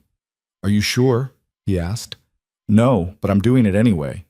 Something that looked like relief crossed his expression. Okay, we pay Victor. We stay here. We take our chances. Together. Together. Roman made the call. Arranged the payment. $2 million transferred to an offshore account in exchange for Victor's silence and his promise to redirect anyone else who came looking. It was a promise worth exactly nothing, but it bought them time, and time was all they'd ever really had anyway. 6 months later, Celine stood outside a building in downtown Glenwood Springs, looking up at the sign she'd just had installed. Hartwell Community Clinic, serving all who need care. The foundation money from Portland had followed her here, restructured and refined. This clinic was smaller than what she'd built in Oregon, but it served a community with even greater need. Rural Colorado had plenty of people who couldn't afford health care, who fell through the cracks of the system, who needed someone to care about them beyond their ability to pay. Celine had become that someone. Roman walked up behind her, slid an arm around her waist. It looks good, he said. It looks real. It is real. You made it real. She leaned back against him, watching people walk past their clinic. Some of them would become patients. Some would spread the word. Some would just be grateful that someone cared enough to try. Do you ever regret it? Celine asked. Testifying, walking away, all of it. Every day. She turned to look at him. Really? I regret that it was necessary. I regret that my father built something so poisonous it destroyed everyone who touched it. I regret the years I wasted being afraid to leave. Roman's expression was serious. But I don't regret choosing you. I don't regret fighting to become someone worth choosing, even if it meant losing everything else. We didn't lose everything. We're still here. We are. Against pretty impressive odds. Celine thought about those odds. About Victor's threats and surveillance and the constant awareness that safety was temporary and peace was something you fought for daily instead of something you achieved permanently. Do you think it'll ever really be over? She asked. No. I think we'll always be looking over our shoulders. I think there will always be someone out there who wants revenge or money or just to hurt us because they can. But I also think we can build a life worth protecting anyway. This clinic, this town, each other, that's real too. Maybe more real than the danger because we chose it knowing the cost. He was right. They'd chosen this. Not blindly, not naively, but with full knowledge of what it meant. And it meant living with fear, but not letting fear win. It meant building something meaningful while accepting it could be taken away. It meant loving someone despite knowing love made you vulnerable. It meant being human in the fullest, most complicated sense. Celine reached up and kissed Roman, her husband, her partner, the man who'd destroyed her and rebuilt her and was still standing beside her after everything. "Let's go home," she said. They walked back to their small house on the edge of town, hand in hand, neither of them looking back to check if they were being followed, because at some point you had to choose trust over paranoia or you stopped living and just survived. That evening, they sat on their back porch watching the sun set over the mountains, drinking cheap beer and talking about the clinic's first week. Celine had treated a diabetic rancher, a kid with a broken arm, 3 cases of strep throat, and an elderly woman who just needed someone to check her blood pressure and tell her she was going to be okay. Normal medicine, normal problems, normal life. It felt like victory. Roman's phone buzzed. He glanced at it, then showed Celine the screen. A text from Luca. "Heard through the grapevine you're doing well. Good for you. Stay safe." "He's still checking on us," Celine said. "Some people can't help being loyal even after the thing they were loyal to is gone." "Is that what you were? Loyal?" "For too long. Then I figured out loyalty to something rotten just makes you rotten too. Better to be loyal to people who actually deserve it." He took her hand. Celine laced their fingers together, feeling the calluses from his carpentry work, the strength in his grip, the absolute certainty of his presence. This was real. This moment. This life. These choices. Everything else, Boston, the trials, the surveillance, the threats, was background noise. Important background noise that shaped who they'd become, but not the whole story. The whole story was 2 people learning to choose each other every day. Learning to build something meaningful from the wreckage of what they'd destroyed. Learning that redemption wasn't a destination, but a practice, something you did daily instead of something you achieved once and claimed forever. "I love you," Celine said into the gathering darkness. "I love you too, for whatever that's worth." "It's worth everything. It always was. We just had to become brave enough to believe it." Roman pulled her closer. They sat together as night fell over Colorado, 2 people who'd survived impossible odds and come out the other side, changed but unbroken. The next morning, Celine woke to sunlight streaming through the bedroom window and Roman already up, making coffee in the kitchen. She could hear him humming something off-key while he worked. She lay there for a moment, just listening, letting herself feel the ordinary beauty of it. No gunshots, no threats, no federal agents, no empire crashing down around them. Just a man making coffee in a small house in Colorado. Just a woman who'd fought her way through hell to get here. Just life. Normal, complicated, beautiful life. Celine got up, pulled on Roman's discarded shirt from the night before, and walked into the kitchen. He turned when he heard her, smiled that small private smile he saved just for her. "Morning," he said. "Morning." He handed her a cup of coffee, made exactly how she liked it. Too much cream, 2 sugars. She took it and stood next to him at the counter, both of them looking out the kitchen window at mountains that would never stop being beautiful. "You ready for today?" he asked. The clinic was hosting a community health fair. Free screenings, vaccinations, basic care for anyone who walked through the door. Celine had been planning it for weeks. "Ready as I'll ever be." "You're going to change lives today. You know that, right?" "Maybe. Or maybe I'll just help a few people feel a little less alone in their struggles." "That's enough." Roman kissed her temple. "That's more than enough. That's everything." They finished their coffee, got dressed, drove into town together in the used truck Roman had bought last month. Everything was secondhand here. Everything was modest. They lived on a budget that would have seemed impossible in their old lives. And it was perfect. The health fair was chaos in the best possible way. Hundreds of people showed up. Families with kids, elderly folks who hadn't seen a doctor in years, workers who couldn't afford to miss shifts for regular appointments. Celine moved through the crowd with her staff, 3 nurses and a part-time physician's assistant she'd hired with foundation money, treating people, answering questions, just being present for a community that desperately needed someone to care. Roman worked the registration table, checking people in, making sure everyone felt welcome. He was good at it. Good at talking to people without the weight of his past crushing every interaction. Good at being Ryan Miller, carpenter and community volunteer, instead of Roman Duval, crime heir and federal witness. Around noon, a little girl approached Celine while she was taking a woman's blood pressure. "Are you the doctor?" "I'm a nurse, but I can help you. What's wrong?" "My brother's asthma is bad. We don't have medicine." Celine's heart clenched. She finished with her current patient, then followed the girl to where her mother stood holding a boy of maybe 7 who was wheezing badly. "How long has he been like this?" Celine asked. 3 days.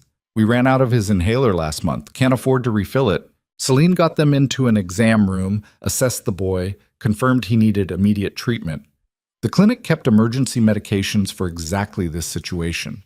She gave the kid an albuterol treatment, watched his breathing ease, then sent them home with a new inhaler and instructions to come back if it got worse. "How much do we owe you?" the mother asked. "Nothing. That's what we're here for." The woman's eyes filled with tears. "Thank you. You don't know what this means." But Celine did know. She knew exactly what it meant to need help and have someone actually provide it without judgment or payment demands or conditions. She knew because she'd been on the other side, had been the one needing rescue, had been the one desperate for someone to care. Now she was the one caring. And it mattered more than anything she'd ever done. The health fair ran until 8 p.m. By the time they closed up, Celine was exhausted and exhilarated in equal measure. They'd seen over 300 people, had identified dozens of serious health issues, had made a genuine difference in their community. Roman drove them home in comfortable silence. When they got to the house, he built a fire in the fireplace while Celine made simple dinner, pasta and salad, nothing fancy. They ate on the couch with plates balanced on their knees, too tired to bother with the table. "I'm proud of you," Roman said.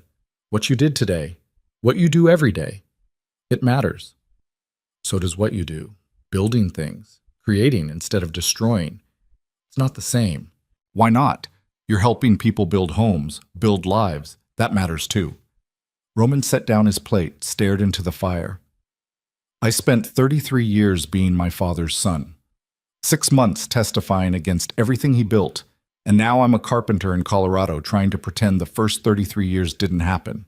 Sometimes I wonder if that's growth or just cowardice with better packaging." Celine put her own plate aside, moved closer to him. "You want to know what I think? Always. I think you're exactly where you need to be, doing exactly what you need to do. Not to erase the past, but to build a future that actually belongs to you." She took his hand. "You're not pretending those years didn't happen. You're refusing to let them define your whole life. There's a difference." "Is there?" "Yes. Because the man I met in Boston was drowning. The man you are now is learning to swim. That's not cowardice. That's survival. And survival is the bravest thing anyone can choose." Roman pulled her into his arms, held her close enough that she could feel his heartbeat against her cheek. "How did I get this lucky?" he whispered. "You didn't. We both got lucky. We found each other in the worst possible circumstances and somehow didn't destroy each other completely. That's not luck. That's miracle adjacent." He laughed. The sound was warm and genuine and everything Celine had fought for. They sat by the fire until it burned down to embers, then went to bed and made love slowly, carefully, like people who understood how fragile happiness could be and were determined to honor it anyway. Afterward, lying tangled together in the dark, Celine thought about the journey that had brought them here, the safe house where she'd watched Roman marry someone else, the bus ride to Portland, the clinic she'd built, the foundation, the trials, the threats, the choices that had seemed impossible until she'd made them anyway. Every moment had led to this one, this bed, this man, this life. And it was enough, more than enough. It was everything. "Roman?" she whispered into the darkness. "Yeah, thank you." "For what?" "For becoming someone worth believing in. It would have been easier to stay broken. But you didn't. You fought. And it mattered." He kissed her forehead. "We both fought. And we both won." "Did we?" "We're here, aren't we? Alive. Together. Building something that matters. That's winning. Everything else is just noise." Celine closed her eyes and let herself believe it. Let herself accept that sometimes the happy ending wasn't perfection. It was just two imperfect people choosing each other despite knowing exactly how badly they could hurt each other. It was building a life worth protecting while accepting that protection was never guaranteed. It was loving someone knowing love made you vulnerable but doing it anyway because the alternative was dying inside while still breathing. 3 years later, Celine stood in front of a crowd at the town community center, accepting an award for the clinic's work serving underserved populations. The mayor was speaking, but she wasn't really listening. She was watching Roman in the audience. He looked different now, older, more settled, like he'd finally grown into his own skin. Next to him sat Ivy, who'd moved to Colorado 6 months ago because she'd decided she was tired of Boston winters and wanted to be closer to her best friend. Next to Ivy sat Marcus, who'd retired from the Portland clinic and was consulting with Celine on expanding the Colorado operation. Family. Not blood family. Chosen family. People who'd stood by them through everything. The mayor handed her a plaque. Celine accepted it, said a few words about community and service and the importance of caring for each other. Standard speech. Heartfelt but not particularly original. What mattered was afterward, when Roman pulled her aside and whispered, "I'm proud of you, every day, for everything you've built." "We've built," she corrected. "This isn't just mine, it's ours. I swing hammers and donate money, you save lives. You saved mine, that counts. You saved mine first, in a Boston ER when I was bleeding out and too stubborn for anesthesia." Celine smiled at the memory. It felt like a lifetime ago, like a story about different people. Maybe it was. "You want to know something?" she said. "What?" "I wouldn't change it, any of it, even the parts that almost destroyed us, because they led here. And here is exactly where I want to be." Roman's eyes were bright. "You mean that?" "Every word." He kissed her there in front of everyone. The mayor, the town council, their friends, their community. A kiss that said, "You're mine and I'm yours, and we survived and we're still standing, and that's the whole story." When they finally pulled apart, the crowd was applauding, not for the kiss, but for the clinic, for the work, for the difference they were making. But Celine heard it differently, heard it as applause for survival, for choosing love over fear, for becoming people who built instead of destroyed. That night, lying in bed in their small house, Roman's hand resting on her stomach, Celine thought about the future for the first time in years without fear. "What are you thinking about?" Roman asked. "Us. What we've built. What we might build next." "Like what?" "Like maybe expanding the clinic into surrounding counties. Like maybe training community health workers. Like maybe—" She paused. "Like maybe starting a family." Roman went very still. "Are you saying, Sess?" "I'm saying I'm thinking about it. Not today, not tomorrow, but someday. If we're ready." "Are we ready?" "I don't know. Are you?" Roman was quiet for a long time. When he finally spoke, his voice was thick with emotion. "I never thought I'd get to have this. A normal life. A future that wasn't predetermined. The possibility of a family that wasn't built on violence and fear. But yes, I want that. With you. If you want it too." Celine turned to face him in the darkness. "I want it. I want all of it. The messy, complicated, terrifying, beautiful, all of it. Then let's do it. Let's build that too." They fell asleep holding each other, dreaming of futures that felt possible for the first time in their lives. 6 months later, Celine discovered she was pregnant. The news hit her like joy and terror in equal measure. She sat in the clinic bathroom staring at the positive test, trying to process what it meant. A baby. Their baby. A whole human they'd be responsible for creating, raising, protecting. She thought about Victor Laurent's threats, about the surveillance that had followed them to Colorado, about the fact that danger could return at any moment. Then she thought about the clinic, about the community, about the life they'd built despite all the reasons it should have been impossible, and she chose hope over fear. That evening, she told Roman. He cried. Actually cried. Tears streaming down his face while he held her and whispered thank you over and over like she'd given him something miraculous instead of just biology doing what biology did. "We're having a baby," he kept saying. "We're actually having a baby. Are you happy?" "I'm terrified. I'm ecstatic. I'm everything at once." He pulled back to look at her. "Are you happy?" I'm all of that too, and I'm okay with it. With all of it. They told Ivy first, then Marcus, then gradually their community. Everyone celebrated like it was their own good news instead of something private and personal, because that's what community meant. Shared joy, shared struggle, shared life. Celine's pregnancy was uneventful medically, but emotionally complex. Every doctor's appointment reminded her of Boston, of the hospital where she'd met Roman, of the life she'd left behind.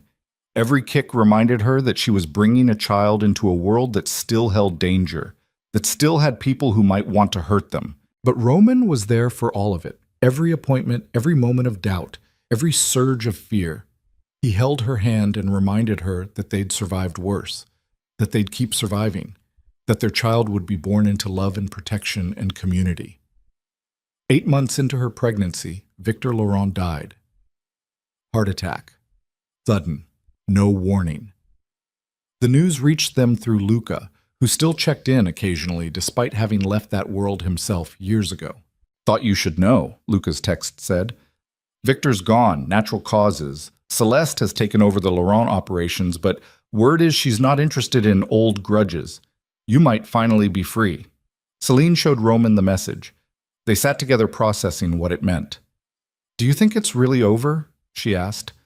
I think Victor was the last person with enough resources and motivation to keep hunting us. With him gone, we're just old news. Yesterday's scandal. So we're free. Maybe. Or maybe we've just bought more time. I'll take it either way. 2 weeks later, Celine went into labor. Roman drove her to the regional hospital, hands shaking on the steering wheel, looking more terrified than she'd ever seen him during any of the trials. You're supposed to be the calm one, she said through a contraction. I am calm. You're white as a sheet and sweating through your shirt. Calm sweating, it's a thing.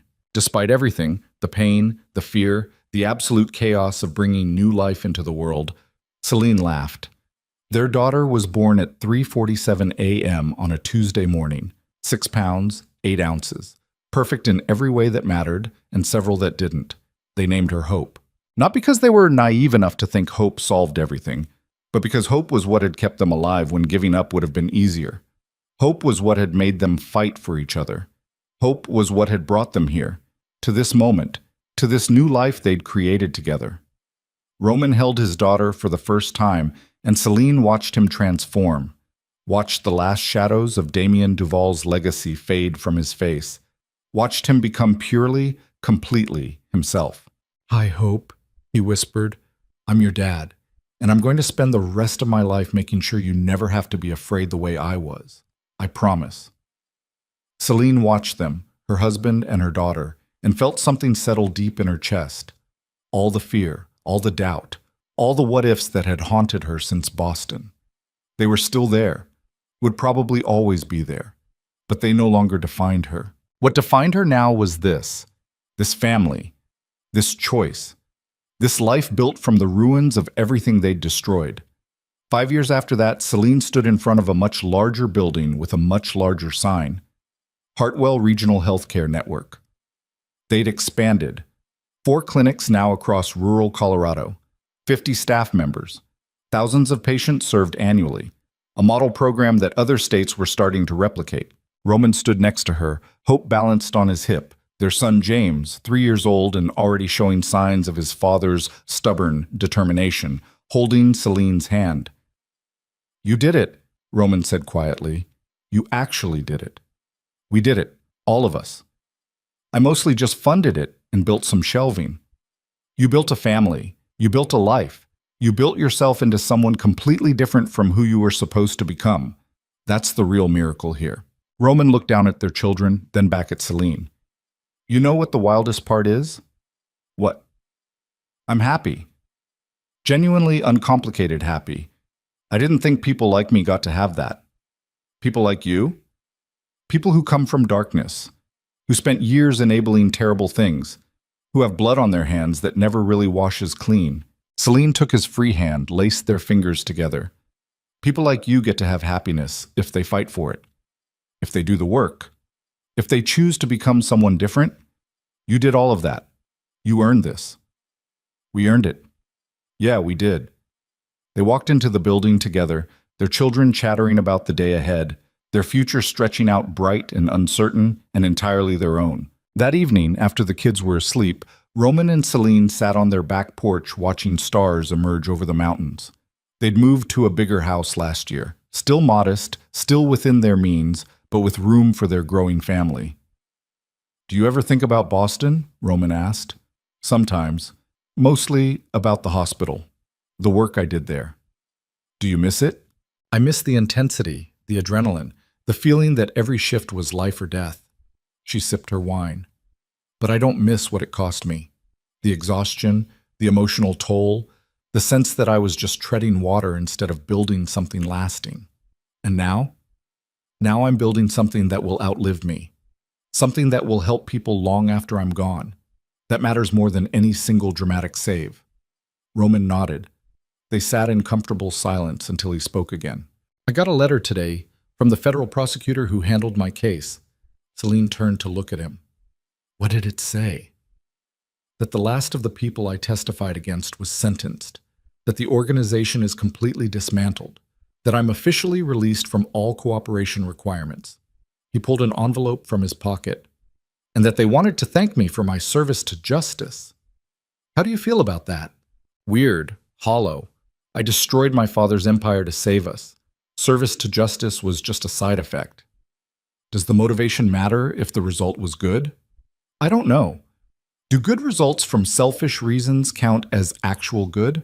Celine considered. "I think good is good regardless of where it comes from. You dismantled a criminal network. Dozens of dangerous people are in prison. Countless future victims were saved. That's good. It's good even if you did it to protect me instead of out of some noble desire for justice." "You really believe that?" "I do. Because I think most good things in the world come from mixed motivations. People help each other because it feels good, not just because it's right. Parents protect their children out of love, not abstract ethics. Good is good. We can accept that without needing it to be pure." Roman pulled her closer. "When did you get so wise?" "Somewhere between watching you marry someone else on television and building a healthcare network in Colorado. The exact moment is fuzzy." He laughed, that beautiful, genuine laugh that still made Celine's heart skip. "I love you," he said. "More now than in Boston. More than yesterday. More than I thought was possible." "I love you too. All the broken parts, all the healed parts, all the parts still healing." They stayed outside until the cold drove them in, then went to bed wrapped around each other the way they'd slept for years now, safe, secure, home. 10 years after the trials, Celine received an invitation to speak at a national healthcare conference about building sustainable care models in underserved communities. The Hartwell Network had become a case study, a template, proof that with enough funding and dedication, healthcare could actually reach people who needed it most. She almost didn't go. Public speaking still made her nervous. And the conference was in Boston, but Roman encouraged her. "You've been avoiding that city for over a decade," he said. "Maybe it's time to go back. Face it. Show yourself how much you've changed." So she went. The conference center was in downtown Boston, nowhere near the hospital where she'd worked, but close enough that the city felt familiar. The accent, the pace, the aggressive way people drove.